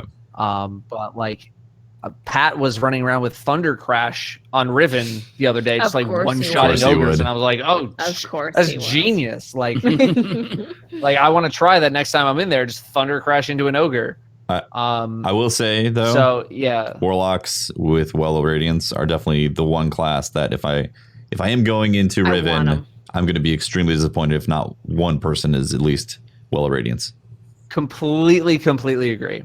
You should have at least one well for Riven specifically. If you don't want to have wells anywhere else, maybe Morgoth as well, just to have a big DPS space to do damage and survive. But otherwise, Riven like well is just so powerful to have. Well, even when you're going through the Ascendant part and you want to have them heal you up, right, with their grenade, like their whole kit for Riven is just. Their support abilities very handy. Fantastic. They're pretty good. God, I wish they got awful jumps. They got awful jumps. They really do. It's the worst jump in video game history. I don't know about that. There's something that's concerning to me though. Like I'm thinking like the way that the game is playing out right now and the progression of the game. I don't know if I can maintain 3 classes anymore. Like for real. Like I don't think I can maintain 3 classes. I may have to. You know what though? They draw each other up. So like if you level up a class, you throw those weapons on a second class, and that next class goes up so fast. Yeah, it really does. It does. Still Yeah, though, it guys, shoots like up. I'm not chewing. I'm not No, able to get through one I guy understand what you in a mean. week. I understand what you mean, 100%. Yeah, there's like it can feel very over. Like I logged onto my hunter today just to be like, all right, well, what do we got to do? And it was like everything. I was like, Everything. oh my It's a god! lot. Like I don't want to complain about a lot, but it's a lot. It is like even just trying to do Crucible, all your Crucible matches and your 3 strikes for the week. It's a 2-hour commitment. Some people only get that much time in a week to even play, right? Yeah. And there's like all the other stuff. Blind Well is going to take an hour for your bounty, and this is going to take an hour. And it is definitely going to be harder to maintain 3 classes at the same time if you are a more casual player. Mhm. That's fine. Is anybody maintaining multiple platforms at this point? I'm about to on Sunday. Wow. But I got even more stuff. Like I need Whisper. I need the Ikelos weapons. Even streaming as much as I do, and like It's hard. I don't it's know. really hard. Like I was never really able to do it in Destiny 1, honestly. Like it was We too much. need cross save like more than ever. Yeah, this is like the most I've ever wanted to have cross saves, like ever in the history of the game. And it's like the thing I don't understand is that if like Sony, Xbox, like if they want to make it like about a platform thing, it's like I still got to buy the game. You know what I mean? Yeah. But I think one of the And problems PlayStation is that. Network. Yeah, I think one of the problems is like, well, first of all, if PlayStation's not even playing nice with Fortnite, then Destiny sure does not going to have a lot of luck. But I think part of the problem is playing on PlayStation with the exclusives. If you happen to get an exclusive item and then log onto a console or a platform that doesn't have that item available, how does that work? You know what I mean? That's got to be an easy could just problem be to grayed solve. out. Yeah. Gray it out, or it's not available. See, every time I hear, it's probably super easy. Bungie comes out like 9 months later. I was like, here's a giant list of why that shit's hard. Yeah. Remember when they grayed out Rat King though? They could do that with the ones that are exclusive. Could they? I think they could. Yes. Pope, you're muted. Oh, never mind. If they believed in themselves, they could. But I don't know enough of the technical background. Yeah. To know if like that is an easy or hard thing to do. So whether or not that's easy or hard, I mean, the biggest hurdle is the companies not playing nice with each other. I think it's much more a Sony is not playing nice with PC and Microsoft than it is a Bungie can't figure out how to make exclusives stay on PS4 until they don't have to be. What if the Eververse store had exclusives on the Sony platform? Like that way, it would incentivize people to spend money on the Sony platform, because that's what Sony wants, right? Is they want money to be spent. So what if the Eververse had exclusives on Sony? I mean, you've already got reasons to play on the Sony platform. You got exotic weapons, you got strikes, you got Crucible. So what if they just had, I don't know how well platform-specific microtransactions would play. Well, that's the deal with Fortnite, isn't it? That's why they don't want cross-save with Fortnite, is because they want people, if they're going to buy microtransactions, they want them to buy on the Sony platform. Yeah. I guess so. I think that would be an incredibly tough sell to the public. Yeah. Hey, Sony's getting platform-specific microtransactions, by the way. Who would it be a tough sale to? The people on Sony or the people off of Sony? No, the general public. General gaming community. Like the general public is already fed up enough with microtransactions and loot boxes and stuff. Yeah. Like Destiny has it pretty okay right now, because if you play enough, you can very easily get everything in the Eververse store without spending a dime. I have yet to spend $1 on silver and have gotten almost everything, if not everything, in season 2 and 3, and I will probably do it for 4. And the only reason I didn't have it for 1 is because I only had a month. And it's for the hardcore gamer, you're gonna get everything, right? And for I think they have a good balance for it. And I see what you're saying, Briar. I hear what you're saying. You're just throwing out an example of how Sony can make it happen, right? You're spitballing, and that's and to Dado's point, I mean, anytime you tag a microtransaction sticker to anything right now, it's gonna piss people off. Mm-hmm. But they could, if they needed to, I think they could get creative, and it's something that the gaming community. I mean, for me, I would love to play with people on Xbox and PlayStation and PC, and it's just I don't get a chance to play with you guys because of that. And I totally would buy. I'd buy the game on every console and Imagine PC. Imagine if Cross Save was here and Poke plays on console with his family all the time, but then hops on the PC to just do a raid with DCP. Yeah, it'd be cool. It would be amazing. I would buy copies of the game on all platforms. That's right. To have that ability. That's I would not just the streamer or overwhelming amount creator. Of money. That's like just people who are in this community who have had their clan broken up by the fact that PC was introduced in the mix, right? A lot of people were playing with their friends on PlayStation 4 or Xbox, and then the PC version of Destiny 2 came out, and a lot of people moved over to PC, and now there's like these split clans, and like people want to be able to play with all their clan members. It doesn't matter. I've got a PlayStation 4. I've got an Xbox. I'd like to play with everybody. Like I don't really give a shit. I think as the game gets better and gets pushed into a better spot, we'll start to see a greater push for that kind of functionality. Because I think a part of the reason why it hasn't been pushed as much is because the game itself was not in a great state, and like a lot of these other kind of like frou-frou features that people want haven't really been focused on because the core of the game was not very rock solid. Mm-hmm. And now that we're kind of getting to that point, Bungie can start looking more at those kind of like, maybe we do ship battles, or maybe we do this other weird thing, or whatever it might be. And then cross-save could hopefully be a part of that conversation if Sony ever wants to play nice. I think PC version has the most push for that. As that grows in popularity and more people adopt the PC version and that platform, they see that market share increase. I think they're going to be more willing to, like you said, entertain those ideas. Yeah. I hope so, because it would be very, very nice to be able to just log onto a platform, have my entire account. It's not a Battle.net account. It's not a PlayStation account. It's not an Xbox account. It's a Bungie account. Exactly. Yeah. It just works across everywhere. Yep. Yep. One day, maybe, hopefully, please. I'm really hoping for it. Yeah, I would like that. So hopefully they can figure something out, because that would be really, really nice.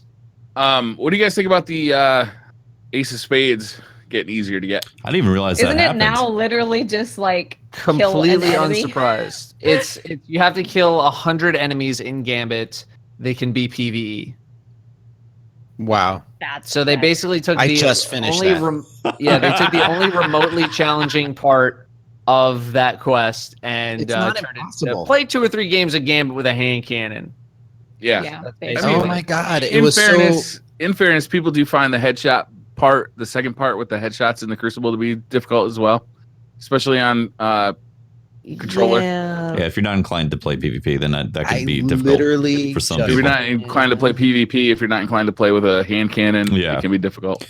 Yeah, I guess. Here's the thing: it was a special hand cannon, man. It's just it's a really good gun. Yeah, it's a very good gun. It's really good. Well, I don't agree with them just straight up like changing it so it's PvE ads. I also don't agree with it staying with the way it was, especially with the meta for Gambit just progressing more and more towards Sleeper. Because I think, I agree. I think it would have been fine if they changed it to Invader or Invasion. Yeah, either or, right? I think I would have made it 5 like that. More. That would have been good. Yeah, that would have been a good change. Totally fine. That would have been fine. Yeah, so you could invade and force yourself to get hand cannon kills. And that would which is so difficult, but better without the sleeper. Exactly. it would have helped in that sense. That essence. I mean, yeah. But I do think they needed to change it so it wasn't just like only invaders who obviously have sleeper simulants and who can see you and you're trying to kill them with that. I mean, that's going to be good for me when I'm on PC. Let's go in there and get my Ace of Spades. Easy peasy. Yeah, I helped Adam and Bruce from Funhouse complete that first step for their Ace of Spades, and we were just like we weren't even focused on winning. We were just like, all right, he's invading over here. Oh, I got him to 1. I'm keep tapping him so his shield doesn't regen. Come get the kill. And now it's just like, I think that's part of the problem, though, and that might be why they changed it. It was because I think that there were a lot of Gambit games that I was in where people were more concerned about getting invader kills than they were about winning the Gambit games. Mm-hmm. Okay. Is they were hanging out at the back of the map waiting for an invader with their hand cannon. They weren't banking moats at all. There were Gambit games where I swear to God, not a single teammate banked the moat. I swear, not a single teammate. And I truly believe that when you have these kind of weird bounties in PvP game modes, like it can create these kind of problems where you're teamed up with teammates who aren't interested in winning. Yeah. The goal of the game. That's not their primary focus. I think they need to make sure that they make bounties in the future align with the goal of playing the game that needs to be played. Because you're absolutely right. A lot of games were just straight up not played correctly because of that. I'm 50-50. I think that it's okay to have players interact with all aspects of the game for an exotic bounty, especially as something as powerful as Ace of Spades. I think that's okay. But well, they could have changed it though. I can totally understand why like a PvE only player who's not very good at PvP is very frustrated by something like that. But it's like people who got mad about Moments of Triumph having to include PvP. It's like it's a celebration of the entire game. PvP exists. Mm-hmm. It's the whole game. It's not just a PvE side. It's everything. Yeah. And so So they could have made it so the bounty could have been get an invader kill and win at the same time a game of Gambit, and that would have made them play the game correctly and also get an one invader kill instead of 5. Yeah, one invasion kill and win that game. So if you get that invasion kill, you are motivated to get that win. Exactly. I like it. Yeah. That's smart. Well, they made some changes to it. It's going to be really easy to get. Not easy. It's going to be easier to get Ace of Spades. It's a great gun. I'm excited to use it. I haven't got a chance to use it. It is a fantastic gun. It's fantastic. There is also another gun that I've started to see in Crucible since I've been playing Iron Banner. Let's talk about Iron Banner a little bit. Oh, but yeah, we're going to because Luna's Howl is there. Ooh, I haven't seen it yet. So what do you guys think of Luna's Howl? I'm gonna be making a grind for that. So the weird thing with Luna's Howl. So last season, right, when you were trying to get Claymore, you just had to let's just get into comp and win comp and get to that rank and that's it. This one's actually much longer of a quest this time around. So you have to play 10 competitive matches, then you have to get headshot kills with a hand cannon. So I'm at that point right now where I have to get kills with the hand cannon. And I don't even really want to play with super sweaty people because I'm like, I don't want to be in the high ranks trying to get this part done. I'm just gonna go in solo, don't care if I win or lose, just try and finish out this part of the quest. So it's worth grinding for. It is a 180 hand cannon that can 3-tap. And if there's someone really close by, while you still have that perk active, you can 2-tap. Damn, with the 180 archetype? With a 180. As a legendary hand cannon. I think I'm going to start making a push for that thing. I ran into a team once that a couple guys on that team were very good at PvP. And I was just getting my ass handed to me. Like that gun, Luna's Howl is in the right hands is... It's insane. So I'm scared for you guys to get it, to be honest with you, because you're going to make people quit. So you have to hit 2100 again in Glory, right? Did they change the way Glory works with Season 4 at all? Yes. How did they adjust that? They made it way less painful. Okay. You get significantly more points per win. The loss streak is gone. So you're naturally just going to level up faster because, like, you have to play a lot of games, and starting from 0, it's kind of rough. Mm-hmm. So it is significantly faster. I think they basically doubled the point. Oh, okay. That you get but per win. But the loss is significantly less. I don't know if the loss is significantly less, but the loss streak is gone. Right. Okay. So multiple losses in a row are not going to hurt you as bad anymore, but multiple wins in a row will boost you much more. Interesting. Which, thanks for that. Cheers. Yeah. Still. Yeah. So team. there's people that are getting the Claymore. I mean, Redrick's Claymore. I mean, what is it Broadsword? called? Oh, Broadsword. Sorry. My bad. Scrublord? Scrublord. Redrick's Scrublord. Scrublord. Redrick's Scrublord. Redrick's butter are knife. going to be... It slices through people. Yep. It's going to be interesting. I'm definitely going to go for Luna's Howl. I'm not super interested in going after Redrick's Claymore. I don't have the... I definitely want to see how these new hand cannons feel. Ace of Spades. There's a couple others that I've been seeing that are really prevalent in among the good players in Iron Banner. Have you guys been playing? I did very, very little. I played a little bit. Like 3 games. I'm honestly not super crazy about the armor. I'm not crazy about the armor, the weapons, Or the weapons. the game really. mode. There's really not much I that don't I'm mind liking. the game mode, but there's not much of a reason for me to sit in Iron Banner. Like, there's not one thing that I'm like, oh man, I want to keep grinding to get the god roll on this thing. But we don't know if there is that reason yet, right? I haven't assume seen there enough isn't. of the weaponry to be like, oh, if this thing had this, like, it's gonna torch people. I haven't seen enough. I got a decent roll of the pulse rifle, which was fine. It felt good. But the scout rifle, I had a bunch of... Scout rifles are bugged right now, so you just gotta chill on scout rifles. I had a bunch It's a of coward's Iron weapon anyway. Banner You shouldn't be using it. tokens. I had like 200 Iron Banner tokens from before, and so I just cashed them all in, got a full set of armor and a bunch of the weapons. I wouldn't say I was really impressed with anything. I think I played the pulse rifle of any of them. I put away the scout and the rocket launcher and all of the sniper. I put all of them away pretty quickly. Does anybody know, can the Iron Banner armor drop with like the really good perks like the Revenant stuff can, or the Dreaming City can? Like those really high end, really good perks. like the enhanced handgun loader, stuff like that. I am not sure. Yeah. I have no idea. Probably not. I haven't researched Lumi's in I these. would chat be saying surprised nope. if it did. I haven't really. If it can't drop with the researched best it. stuff, then it's not worth grinding for. I mean, if it cosmetically it looks nice, great. But if it's inferior to the stuff I can get from Dreaming City, then why bother? Mm-hmm. Right. Here's the thing about that. Is that I had this discussion today with some people.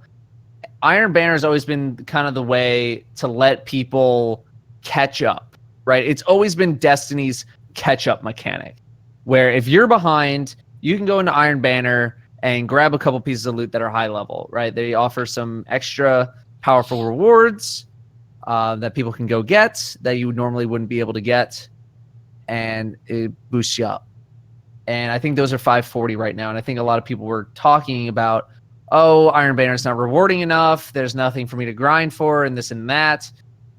And my argument back is that this is the first Iron Banner of Season 4, where eventually, if Bungie goes along their path that they have done for Iron Banner, the next time it comes around, it's going to reward higher level stuff. And then the next time, even higher than that. Maybe they might start giving out rewards that do have those enhanced perks and those enhanced abilities that you couldn't get unless you were doing the highest end content, right? It's all about being able to catch up to everybody else. It's the thing, hey, you missed out the past month, hit up some Iron Banner, give some quick drops, bam, bam, bam, here's some armor, and you can get right back into the groove of things. That's what I'm hoping that Iron Banner will be for season 4 and potentially the future, right? Everyone is so used to Iron Banner just dropping tons of items, max level. You could get 400 in a weekend back in D1, just like that. It didn't even matter. You don't have to do raid. You have to do nothing. Another thing is Dreaming City is harder than Iron Banner. Can somewhat agreed? Somewhat. I mean, if you're in terms of getting rewards, no, you lost me here. If you're under light level, Iron Banner is harder than Dreaming City because Iron Banner is. I don't have to go for the against most part, Luminosity in Dreaming City. Well, I mean, you have to go against 550, 560 level things. A Lost Sector is 560. Yeah. Depending on your light level, yeah, it can be harder. Trying to get back in my train of thought. Iron Banner is a lot of participation. Not like you don't have to win Iron Banner. That was right? always the promise for Iron Banner, though. Is it was supposed to be about winning. Right. And they nerfed it. They dumbed it down over time, but it was always supposed to be about winning. Yes, of course it was. And then people got mad because they couldn't win. Right? Yeah. So, it's winning should be much more of a factor, but I don't think that you should be getting 540 plus level rewards just from participating and getting them in the post-game screen or something like that. I'm not so much about the light level of the rewards from Iron Banner. Talking about the quality. I want the Iron Banner, I want there to be a reason that I want Iron Banner armor or I want Iron Banner weapons. Well, leveling could be part of that, weapons. Briar. It's keeping me from playing it. I want to rank up to be raid ready, and I with the time I have to spend. There's only 2 things that will give you that, and honestly, those 2 bounties that give you powerful rewards can take quite a while. No, they're a grind, especially if you're playing solo and you don't have a team that's going for that triple cap. That's right. Like, it's gonna take you a while to do that. Iron Banner is very team focused. Trials. We don't have trials right now. Right? Yep. So this is basically our only PvP event. Mm-hmm. So it would be super cool if Iron Banner dropped really good perks on armor for PvP. Yes. That would have been so and a possible cool if Seed that of was Light. the way to get Yeah. Seed of Light, I thought would have been that would have been fun. That's honestly the distinction. 4 or 5 bounties and you get a seed. This is what Briar's saying is that if there is no specific carrot in terms of gameplay enhancement in a mode to go after, then you're a lot less likely to do it. And that's the thing with Iron Banner right now is that there's no set of perks that we know of that are dropping that make you go, oh, I have to go get that pulse rifle right now because you can only get that from that pulse rifle right now from Iron Banner. I can get better armor for competing in the Iron Banner by going to the Dreaming City and getting Dreaming City armor. That armor is better than the Iron Banner gear for competing in the Iron Banner. Because it has the light levels on it. No, it's not about the light level. It's about the enhanced perks. Right. I think you're overvaluing the enhanced perks a little bit, to be honest. I think the enhanced perks are at least something to grind for. They're at least something cool that I can get on Iron Banner perks. Iron Banner has none of that. Yeah. All it is just cosmetically different armor that I could get from Gambit, I can get from regular Crucible, I can get from Zavala, I can get from any other spot. It's just cosmetically different, same armor. That was the problem with D2 at launch, was that the armor just was basically irrelevant because there was no perks. And that's what you're saying is that there's no reason to go and get that stuff in Iron Banner aside from having a nice game of SBMM applied and some light level. Yeah. I mean, it seems like it's kind of a missed opportunity, especially with Watts' point that there's no trials. What's the carrot for the PvE community right now? You know what would have been awesome? If they tied some sort of exotic or a weapon of the class that was like a Luna's Howl to a Iron Banner grind. That would have made a lot of people. I think people. What do you think? I think it would make a lot of people happy and a lot of people very upset. But it would have given the reason. I have to go do PvP to get this exotic. But you have As to, somebody you have to who do that with likes Chaperone, PvP, and you have to do that with Ace of made Spades. me upset. I've already got to grind competitive Crucible. I've already got to grind Gambit, which is not PvP, but it's PvP/PvE. How many different kinds of PvP do I have to grind when frankly, Iron Banner and competitive are basically the same. There's no difference. There's just a slight difference in the game mode. A slight difference. Like Iron Banner, I don't know that Iron Banner has a place anymore. Like it just doesn't fit with this. Like the competitive Crucible has kind of taken Iron Banner's place. Well, it's a thematic event, right? There's thematic armor. There's some cool stuff in there. I feel like they miss the rewards piece to it, Briar, though. Like the value of that. I think the armor looks cool. You know, it's not my favorite, but to watch it looks cool. No, it definitely looks cool.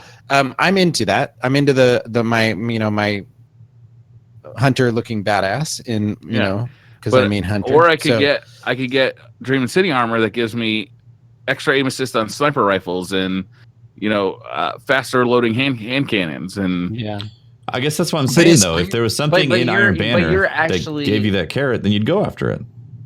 Yeah.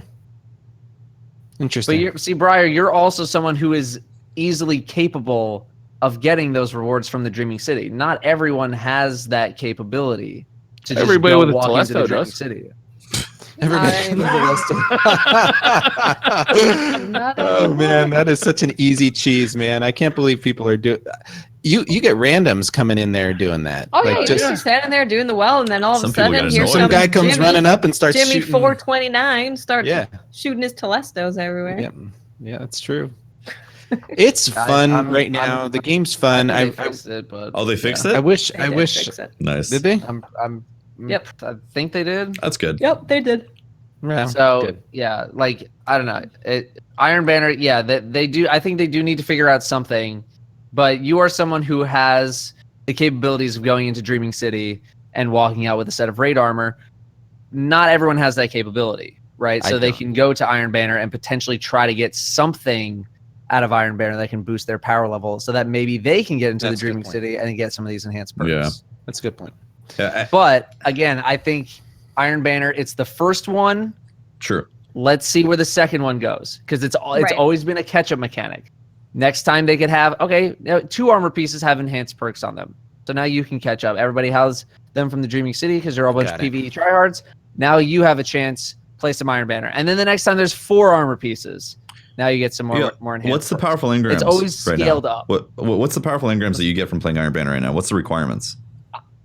It's a lot. It's a whole week. It's a weekly grind. Crazy. Is it? 100 you do have to play. You do have to play a bunch. 100 precision kills for one of the powerful rewards, and then 15 kills while your team has the triple cap.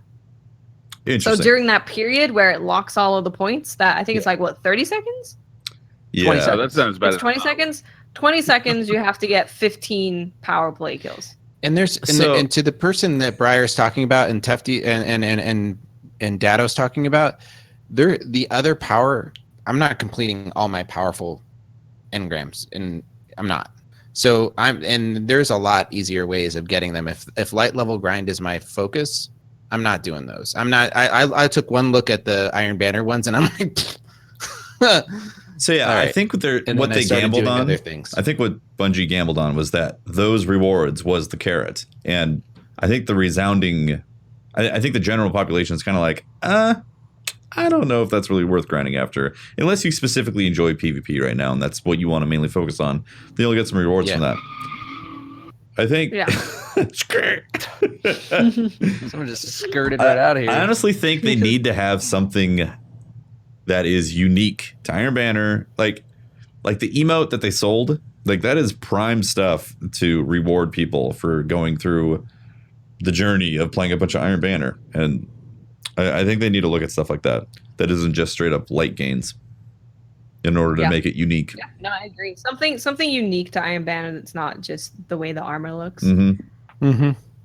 Yeah. Well, there's so the Iron Banner came out. That doesn't sound like we're all that too thrilled with it. There's a couple game mechanic changes that we've had a chance to play a little different now. There's the Luna's the triple cap thing. I'm kind of back and forth on it. I feel like it's a cool mechanic and it keeps you on your toes, but. I don't know. I also don't live in the PvP playlist. PvE is just so good and Forsaken right now. Yeah, it's mainly PvE right now. I like the whole lock the zones of your triple cap thing because Bungie's always looked for I feel like they've looked for a solution to just cap B and C on Shores of Time and then just sit there for the whole game. They've tried to like do something with that to kind of incentivize going for a triple cap and getting more points. And you can risk capping all 3 to try and get some points right away quickly instead of just holding on to 2 and then slowly trying to take the lead or something like that. Mm-hmm. I think it's Well, if you're interested in finding out more information from Bungie directly about the building of Dreaming City, they're doing a live stream on twitch.tv EGX tomorrow, Friday, September 21st at 4 p.m., 8 a.m. Pacific Daylight Time. So 8 a.m. Pacific Daylight Time. They're going to be doing the live stream. That. Yeah, at 8 o'clock. I mean, I'll be at work already. I'll have been at work for 2 hours by then. So let's do that. I'll be through my second. You guys are asleep. I'll be through my second dream cycle. So there's going to be a lot of stuff to do. They're going to be talking about how they came up with and built the Dreaming City. There's so much excitement there. Like, or being able to feed the cats you could just wait until the next podcast and talk to the raid designers. Yeah. Now that's an idea. Yeah. We're gonna have a fun one, guys. I'm really excited about that. Guys, we're coming up on an hour 53 in the podcast. Right? We got. We haven't even talked about how Breakthrough is going to be coming. We haven't talked about our new sponsor, Pope. Yeah. We haven't talked about how you find friends on, like, if you're just that solo player and you really need to, you want to try some of these endgame activities. I mean, where do you go, right? If you want to do the raid, what is the absolute thing you need? Friends. People to do the raid with. Well, people to do the friends raid is a loose word. You need other people. You need bodies. You need people. And there's a really great app. There's a really great app called GamerLink, and it's available on Android and on the iPhone. And it takes about a few seconds to set up. You sign in, you create an account. It's super easy. There's a ton of people looking for different activities. You can also meet up and find people, create a clan, and get people to join it. It's a good way of setting preferences. I'd check out GamerLink. The link is in the description below. It's also going to be in chat right now. If you do !ad, click on that. It's a smart link, so whatever your system that you're looking at, it will take you to the store to be able to download it. Highly recommend you guys check it out. GamerLink has partnered with us for this month as an ad sponsor for us, and we're happy to have them on board. I'm going to send them a suggestion this week. I'm going to say I want to be able to swipe left and right. Like, I want to. Yeah. If I meet somebody in LFG and I hate them, I just want to swipe them away, never see them again. Ooh. But if I liked them, hey, I want to swipe them, make them, maybe set up a long-term relationship with this. Sure. Sends your phone number to them automatically with a. Well, let's not get crazy. Let's not get insane. No. Maybe a gamer tag. Yeah. So number. Make it personal. There should be a dating version of an LFG, is what you're saying. Yeah. That's not what this is. No. I'm thinking like Tinder for Destiny, right? You're thinking this should be a Tinder for Destiny? Yeah, man. I want to make long-lasting friends, or I want to raid for one night. Maybe that's not why people use stand. One raid stand. Briar, that's not why people use Tinder. What, to raid with? It might not be a bad idea. Long-lasting relationships. Hey, has anyone you just want one raid stand. Tinder as an LFG? Yeah, I bet there's someone on there who's just trying to kill Riven. I think that GamerLink could be that, and they're coming up within a month. They're working on a new version of the app. They're going to be version 2's coming out. You might want to slip in, follow them on Twitter at GamerLink. Give some of these suggestions. Tell them Briar sent you, and you want to swipe Swipe right for maximum effectiveness. You know, left. Definitely won't get you blocked. or just don't give them that suggestion. No. Because we might not be sponsored next podcast. You know, just saying. This is solid gold. I'm Just telling saying. you, Guys, solid it's- gold. Go there. These are just find suggestions. People to play with. It's easy to use. It's Yeah. great. Check it out. Yeah. Press the link. Press Find the link. friends. Get Find loose. friends. Slide on into my fire team. You know what I'm saying? Yes. All right. Well, that's good. That wasn't too terrible. That was an interesting ad read. Yeah. That was definitely. That's do we why have- I do them not live. Do we have something to do we have some questions to jump into? Oh my god, Oh. we have so many questions. We're not going to get to all of them as usual. There better be. I saw one about a goth girlfriend, and it was very detailed. Yes. We want medium goth, small goth, large Yeah, I goth saw girlfriend. that. I didn't see that one. What was that one, Watts? Yeah, it's kind of It late was in a the rotation. question towards Dado that was: does the Can't goth imagine why. girlfriend have to be a big titty goth girlfriend, or can she No. be medium titty or Let's little start. titty? Let's start with or she. are you picky? Yes. Let's start with she, and we'll go from there. So just a a all- she that's goth? all that- just What no, if just it's a girl. guy who's Wait, dressed is this as like a goth, boy, like Hot Topic, or goth, big like titty King Goth? boy that looks like No, a it is not like King Goth. Oh man, Oh. some mental images flying around. No, no. That's a good No. question. Does he have boobs? So under right the now, shirt? I don't Dado's know. just Dado- drawing. Look, Look, I'm sure God will make an excellent Dado's husband. It's looking not what for I'm a into. girlfriend. If you like optimal DPS, Look, here's the thing. What does that look like, Watts? Here's what I'm looking for in a girlfriend. Ready? Girl Yes. likes Grimoire score. Right? That's it. that's That's quite all I specific. need. Okay. Girl Right? enjoys people with high Grimoire score. Hmm. That's Mhm. it. Girl And who optimal is DPS in interested bed. in you is good. Right. Got it.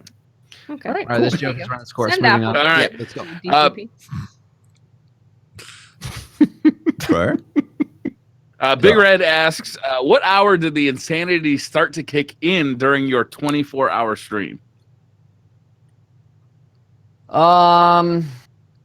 Whenever someone said, whenever my friend Sneaky said it's dick o'clock, which is a completely unfunny joke, I think I laughed for about 2 minutes, and that was probably about 18 hours in. That is so 17, not 18 unfunny. hours. I'm sorry. That is hilarious. I'm with Dado. I think I said it's real. I think I said real gamer hours who up. I was like real gamer hours who up, and then he's like it's dick o'clock, and I was just done.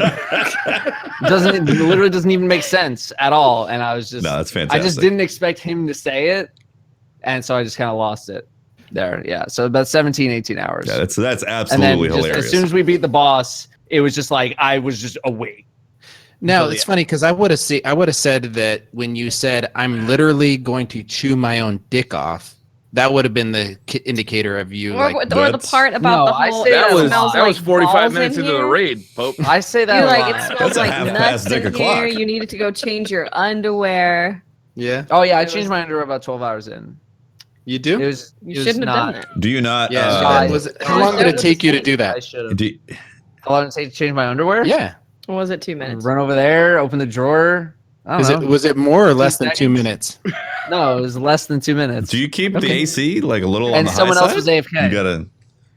It's the temperature. He doesn't have AC. Oh, you I don't have have AC? AC. Oh my God! No we wonder. live in Washington. Holy crap! I just my AC is the air outside. I open the door. Cross in Washington, Here off of the comes in. places to live. I also have a fan. That's a no for me, dog. Jesus.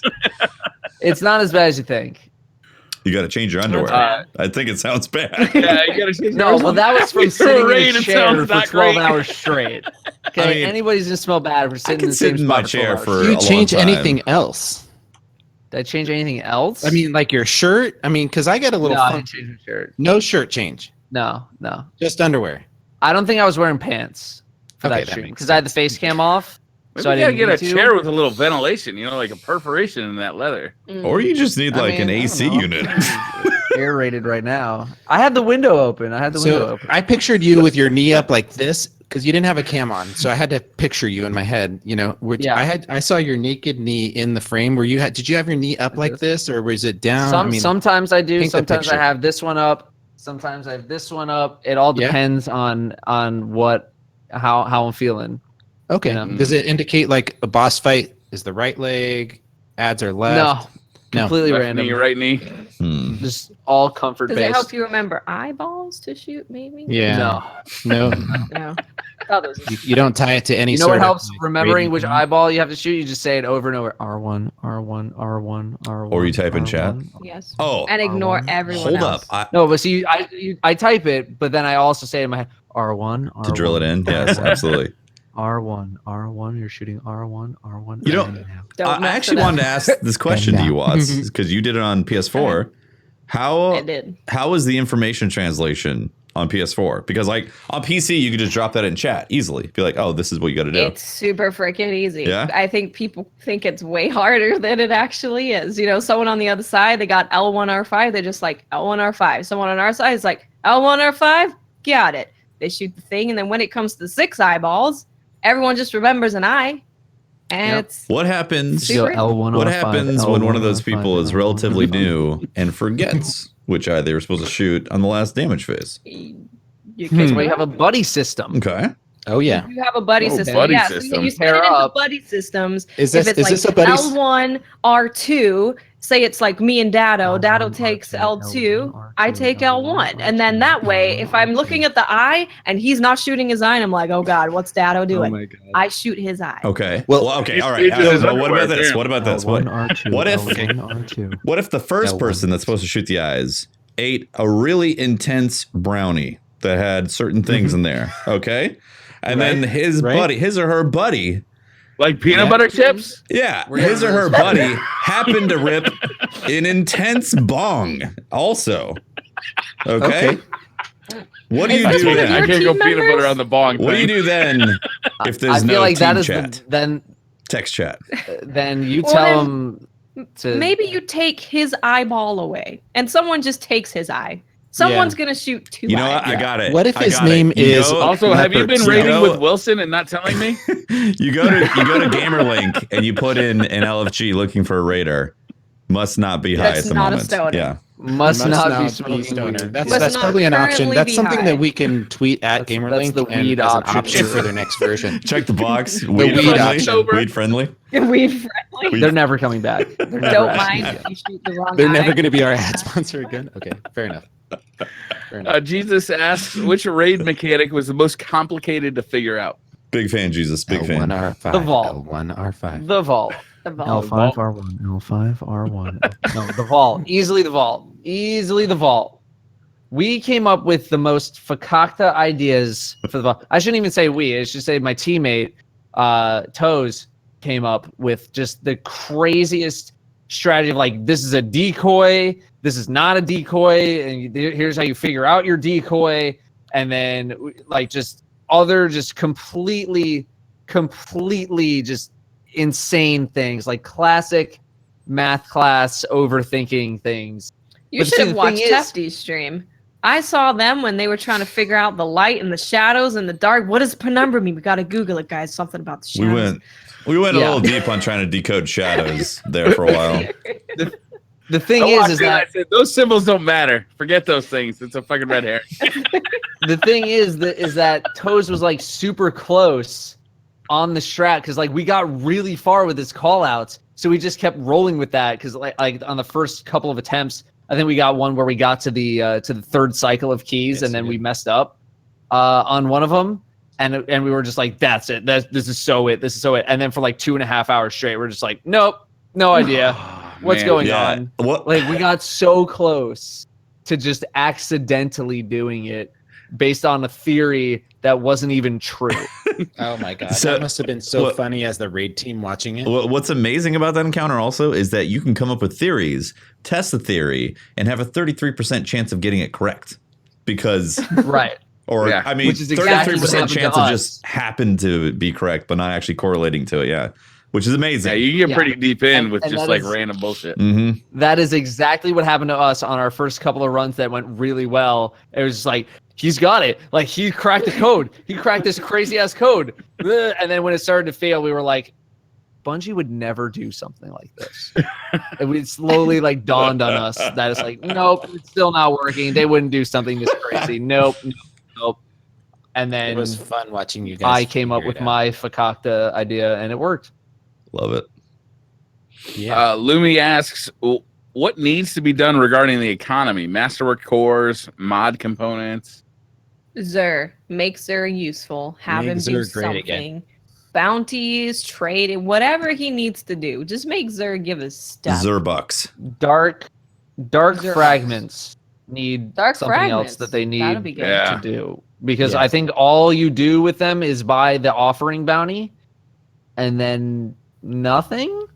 So maybe trade in like 10 dark fragments for a masterwork core or something like that. Or why not There's every a max of 200, right, on your character? Yeah, why not? Can you only have 200 dark fragments? I think so, yeah. 200. It maxes out at 200, yep. I mean, either way, I'm not doing anything. Why not have every planetary material have a conversion system so you can go and farm on Titan and then convert some to masterwork cores? I thought that. So you're telling me that the raid weapons or the weapons that drop on the Dreaming City don't require dark fragments as a material for upgrading? No. It requires the planetary material, Barian bow. but not Yeah, dark it's fragments. like red ferny looking thing. I thought it would be good. I thought it would be something that I was almost positive it was going to be for the raid weapons, but it's interesting. Nope.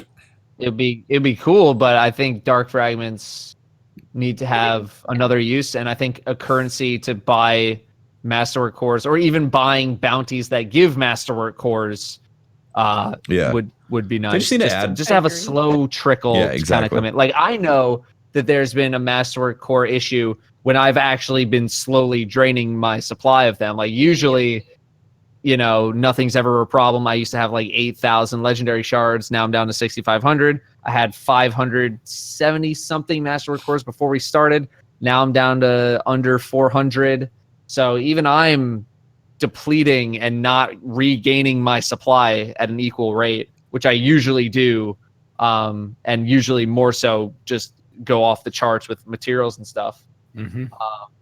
I think a lot of people would say get rid of masterwork cores entirely for infusion.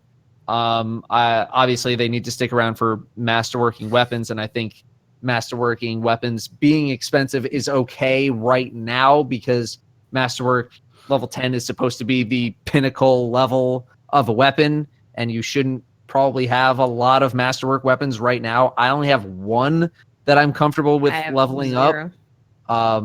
Besides like the one that dropped the god roll from the raid, which I don't count. I think they'll slowly There needs to be more avenues. start to reduce. Yeah, they'll reduce either the amount of masterwork cores you need, or they will increase the amount of avenues to get those cores, because you can't just hop into the raid anymore and dismantle a whole ton of gear and get a whole bunch of masterwork cores. Masterworks don't seem to be dropping out of engrams with as much frequency, and any of that. So they'll probably do something about that eventually. Chase Struling says, "Did you expect Bungie to put the power level so high for the final encounter?" I did. Yeah. Based off, what was the last one? Spire Stars. They definitely that one had an interest were in like, kicking some ass with these raids. we can just chill and relax, and then people got in there and were like, no, never mind. Also, I think after them Spire- showing us that, I think some of us kind of expected this to be a little crazy. Yeah, Spire was a big example of power level actually mattering very, very much. But I didn't feel like power level mattered as significantly in Last Wish, even compared to Spire of Stars. I feel like most people that were running into problems were execution-based problems. Now, can you get around some of those execution-based problems with higher power level? Yes. But I didn't feel like, or I never felt like my damage that I was dealing was the big issue. I feel like most of the time it was just people not playing as well as they could be or making silly mistakes. And it was more on execution than it was like, my power level's too low. I felt like I had zero room for mistakes during the entire raid. And on day one, that should be the case. Yep. And like, if just shit happened to go kind of weird, like walking around a corner when a captain happened to shoot his blade out, like that could just end me right there. Yep. Like some of it was like I basically had to just like keep my hip tied to a pillar all the time. Like I always had to be behind cover. I could peek out to shoot for a little while. I was lucky I was a warlock and I could heal myself at any moment. But 541 was rough in that raid. Yeah. Yeah. It's tough. It's tough. Oh yeah. Yep. Yeah. Logan says, what's the optimal raid weapon and why is it edge transit?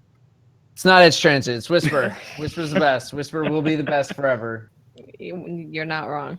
It's going to be dominant. Get used to it. Have your Whisper leveled up, max level. Get it all the way up. Get the Go get the catalyst catalyst. if you haven't got it. Yep. Just, Go get the catalyst because Whisper breathing is insane.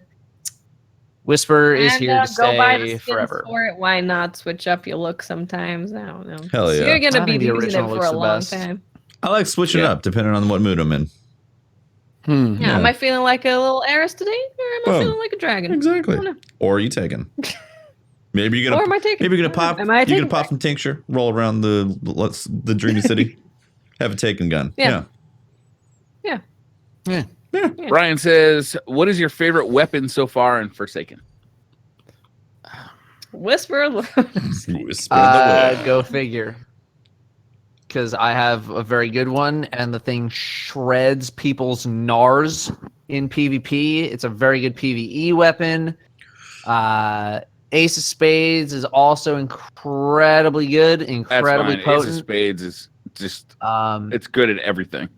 yeah, but if we're going strictly off of how long I've used a certain weapon in the game, it would be my Go figure, which has like 14,000 kills on it already.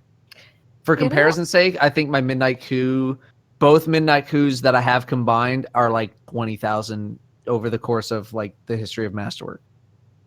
I think my favorite one that I've used that I don't even have a god roll on, but the gun just feels really good is probably Trust, which is the Gambit hand cannon. That thing just doesn't miss, and for some reason, people can't hit me when I'm using it. And I've been hit by someone. I think they had the fully Masterwork one you get for resetting because it had the explosive payload on it, and that thing makes you flinch a lot. But Trust is just actually all the Gambit weapons are really, really solid weapons. Very good. I'm going to They're double really up on that.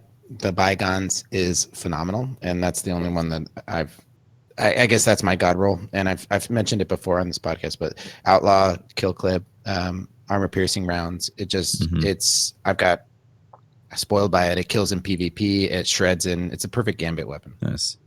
Yeah, I gotta say Ace of Spades for me is like, it just feels like an amazing Destiny weapon.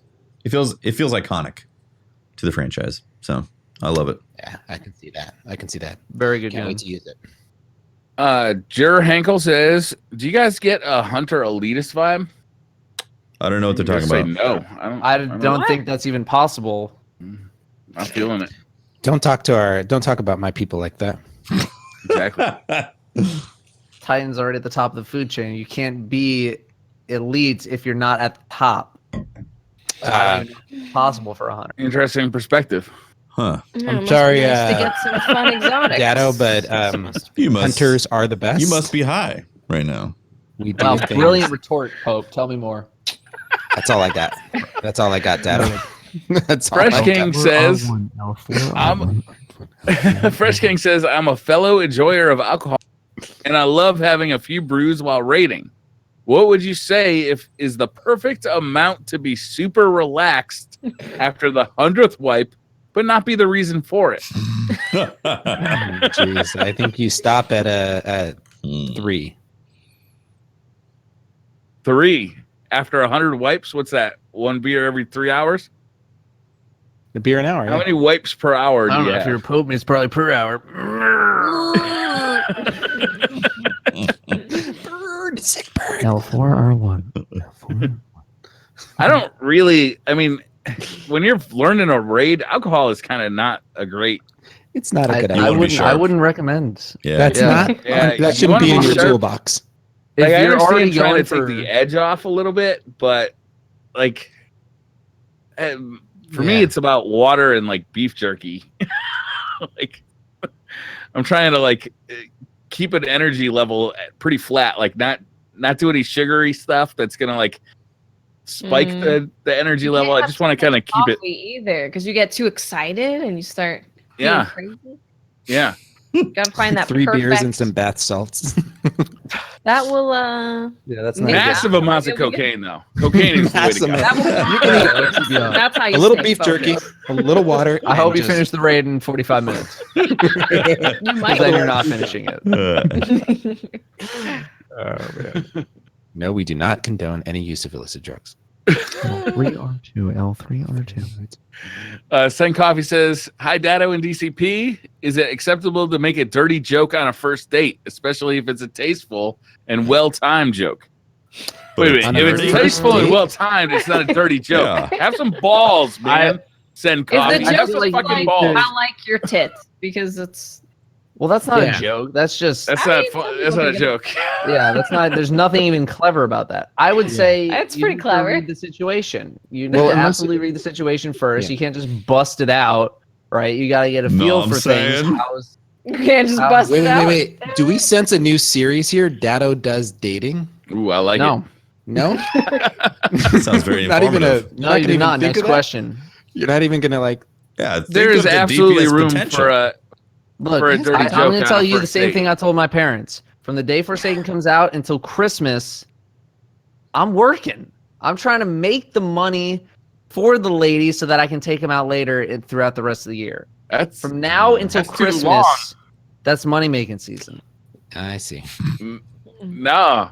You didn't know. I'm trying to buy a house over here. So what if the goth girlfriend have somebody to enjoy this stuff with tomorrow? What's the point of this? And she wants to go on somebody dates. to enjoy it with. Yeah. Are you just gonna be like, no, I'm sorry? Then maybe she's gone. No, okay. See, if something happened tomorrow, I would absolutely do something. Okay. Wait. So you're saying you would throw all your fans just aside for this goth girl and not put out videos for them? Is that what you're saying? No, I would not do that. That is not what I'm saying. What are you saying then? I don't.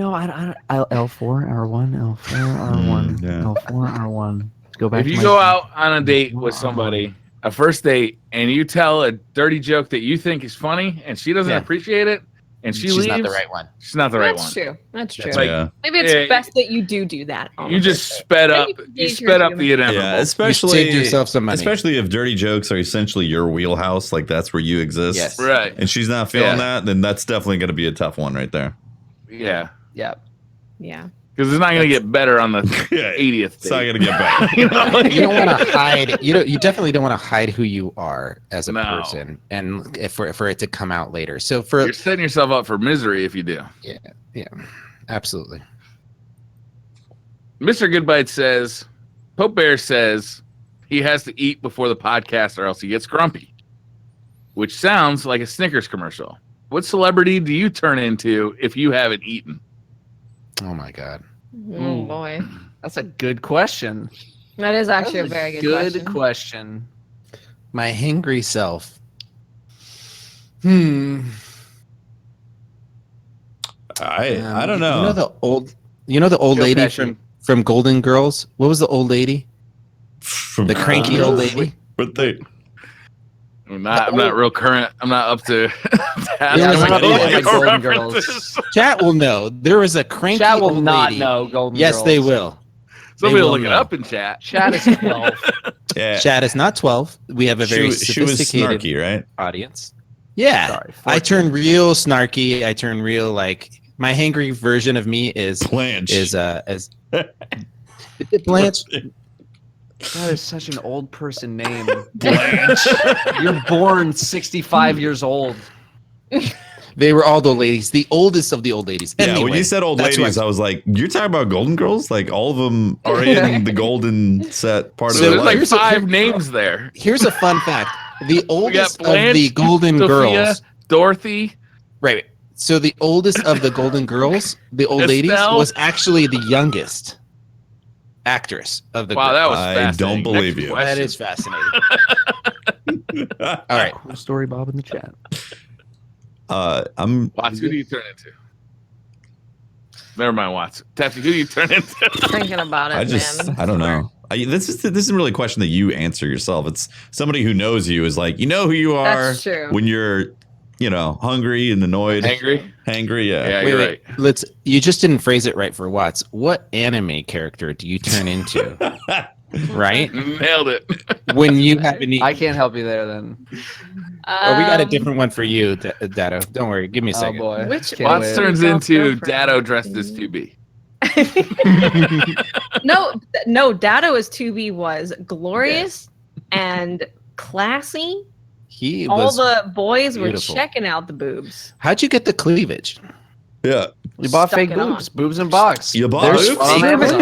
I didn't know you could buy boobs. Boobs in a box. God I didn't damn. know you I got a could buy box of boobs. boobs in my closet. Can I see Yeah. them? I'll bring out the box. You'll have to hide the nipple. No, you're gonna Dado. have to bring them Hide out of the nipple. box. Hide the We nipple. need to see the box of boobs here. This is They were great. epic. The I had best no part. idea. So he had a corset on, right? Right? To keep his, just course just he to did. try and give him a bit of a shape. Right. And he stuck the boobs on his chest, which is why he had his chest waxed. Yeah. So when he took all the cosplay off, there was just boobs stuck right above the corset. Here, a box. And it was Here's the box. funniest I want to thing. see inside the box. What's in the box? Hide the What's in the nipple. box? Just make sure you hide the nipple. we Nipples get are it? illegal, Yeah. probably. Are they? I don't want them to Fake fall nipples out. are illegal? I don't know. I mean, they're illegal everywhere else. Can we get a tell for what is in here? We need to see. No. We need Whip to out see a boob. Just Why are hide you the making nipple. me do this? because I'm curious. I didn't know these things existed. This could have made my teenage years so much easier. Hang on, I gotta make sure I'm angling this right so I don't show anything. Here, I'll do it backwards. Well, they're clearly not real boobs, so it's not Yeah. good. No, they're not real. There you go. No, This I is want the to. other side of it. Yeah, some jiggle. Yeah. There's some jiggle. It's Can you silicone. smack it so it jiggles a little? I want to see what the. There you go. The slap back. You're not You gonna be able judge to and see slap it. I want to back. see the slap back. There's a slap back course. there, isn't there? A little bit, but I'm holding it, so there's not going to be as much. If it was Right. on Can we here, get- then it would be different. Can we get like a fake boob sponsorship or something? We should. Boob in a I'll box. give you the information of this company. All right. That's as much as I'm willing to show. But yeah, Okay, so fine. I had to. Yeah, All right. are we talking about that? No, I had to use an adhesive that's basically like the opposite of Clorox wipe, where it made you sticky, and then you just put that right on there, Wow. and I never would have Magic. stayed there. Like The a son of a opposite of a gun. Clorox wipe would be a wipe that makes you sticky. But now it adds up. That's magic, man. I think you did it. I think you did an excellent job. thanks. It was I think amazing. the only thing that I would have changed is I would have used a darker lipstick, even though it doesn't match what she would wear. Mm-hmm. It's in the details, Because right? when you're Those are- doing it, yeah, with the lighter lipstick on my face, it basically looks like you just missed your lips and you just were just like like all over and you just missed. So I would use a darker one to make it look nicer. That's all it would Excellent. All right, I think we can move on. I feel like do. I like how that completely derailed, by the way, to what That's this actually just portion of turned the into when you're podcast. hungry. That's basically can we this see your podcast. boobs in a box. Yeah. Yes. Please. Yes. Alan says if you could use one Guardian subclass ability, but only during sex, which would it be? He also adds Thunder Crash. if Code of the Commander, Sentinel Wall. Sentinel Wall is a good one. I want to be So safe, funny. man. you got to be safe. He says if anyone not chooses risking Fist of children. Havoc, he's unsubscribing to the podcast. Chaos Reach. Chaos Reach. I mean, I I got think too much of a kick out of that. basically won that one. Andy Martinez. This is the last question of the night. Andy Martinez says, who would win in a fight to the death between Ronald McDonald and Burger King?" Like the whole of Burger King, like all No, of their no. employees. No, just Or- the Burger The King. Burger King. Oh, Oh, The I'd say King. the Burger mascot King would dude? win.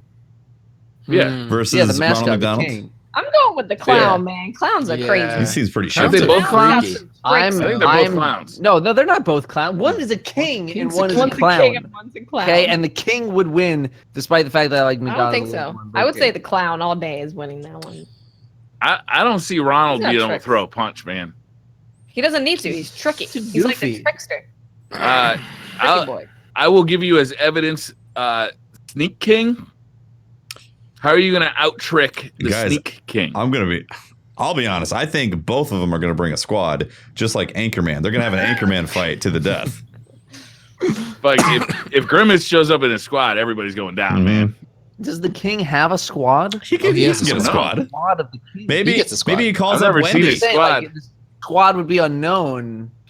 So you can get other rival restaurants to come Why in. not? That's cheating. Exactly. He's the king. He can do what he wants. Yeah, but the king doesn't cheat. The king is honorable. You sure about that? I don't think you know about kings, man. Yeah, I I'm don't know saying if I get that sense from the I Burger was King. the king, Yeah, if you were king, yes. It'd be like I believe Camelot. it from King's you, just trying to Dado. give you a good deal, man. But the king, He's trying to give you a good deal. Mhm. I don't know. I'm saying 1v1, the king takes it. I'd say. I don't think so. I don't know. The king might have a glass jaw, though. I mean, the thing is like sticking out there like that. He's a clown. Yeah, What do you clowns do? are terrifying. Make balloon animals and throw them at him? No, he's a homicidal maniac. Yeah, That's have you what all seen clowns it? Why is he homicidal It's- now? He runs the clown. Ronald McDonald House. He can't be a freak. homicidal. He's a freak. He's a complex man with problems and issues. All right. And big feet. That's why he's a clown. Yeah. Yeah. Jeremy.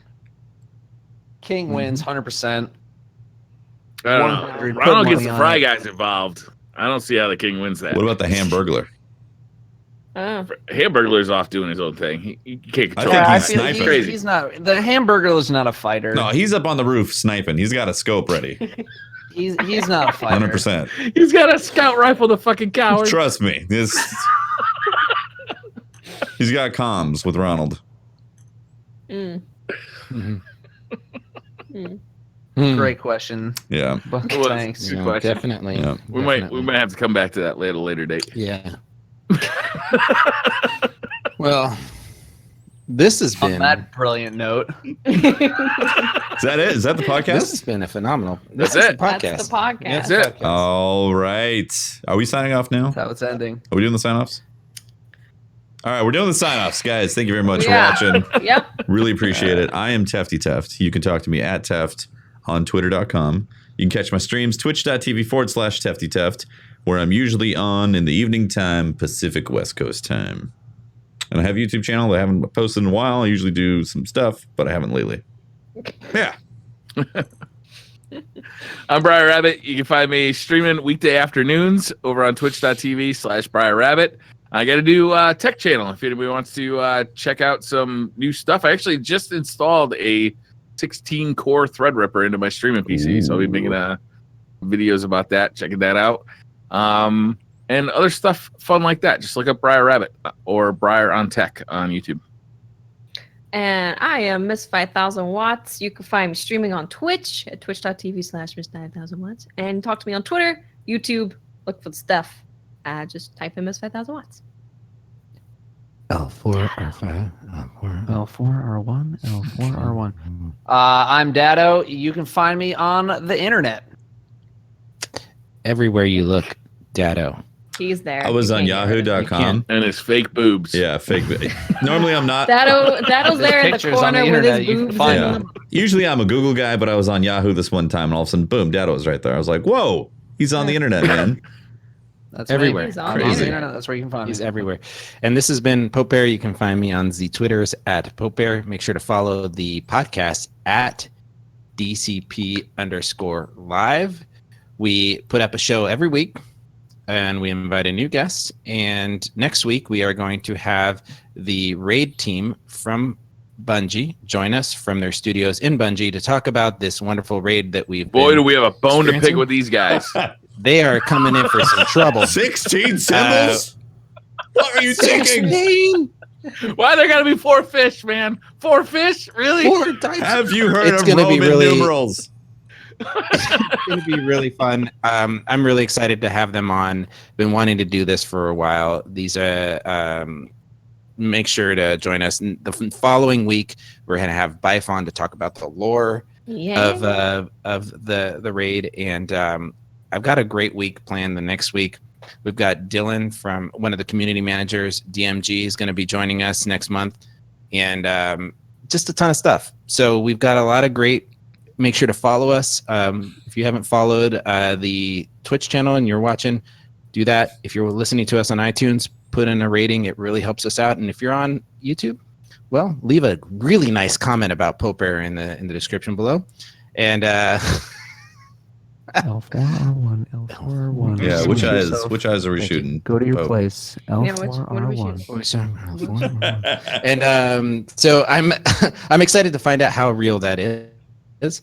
And yeah, so thanks very much for coming. We're going to be doing some thank yous to our wonderful Patreons right now. These wonderful, beautiful people who !Patreon. You'll find out. These people help us do the thing that we do. There you go.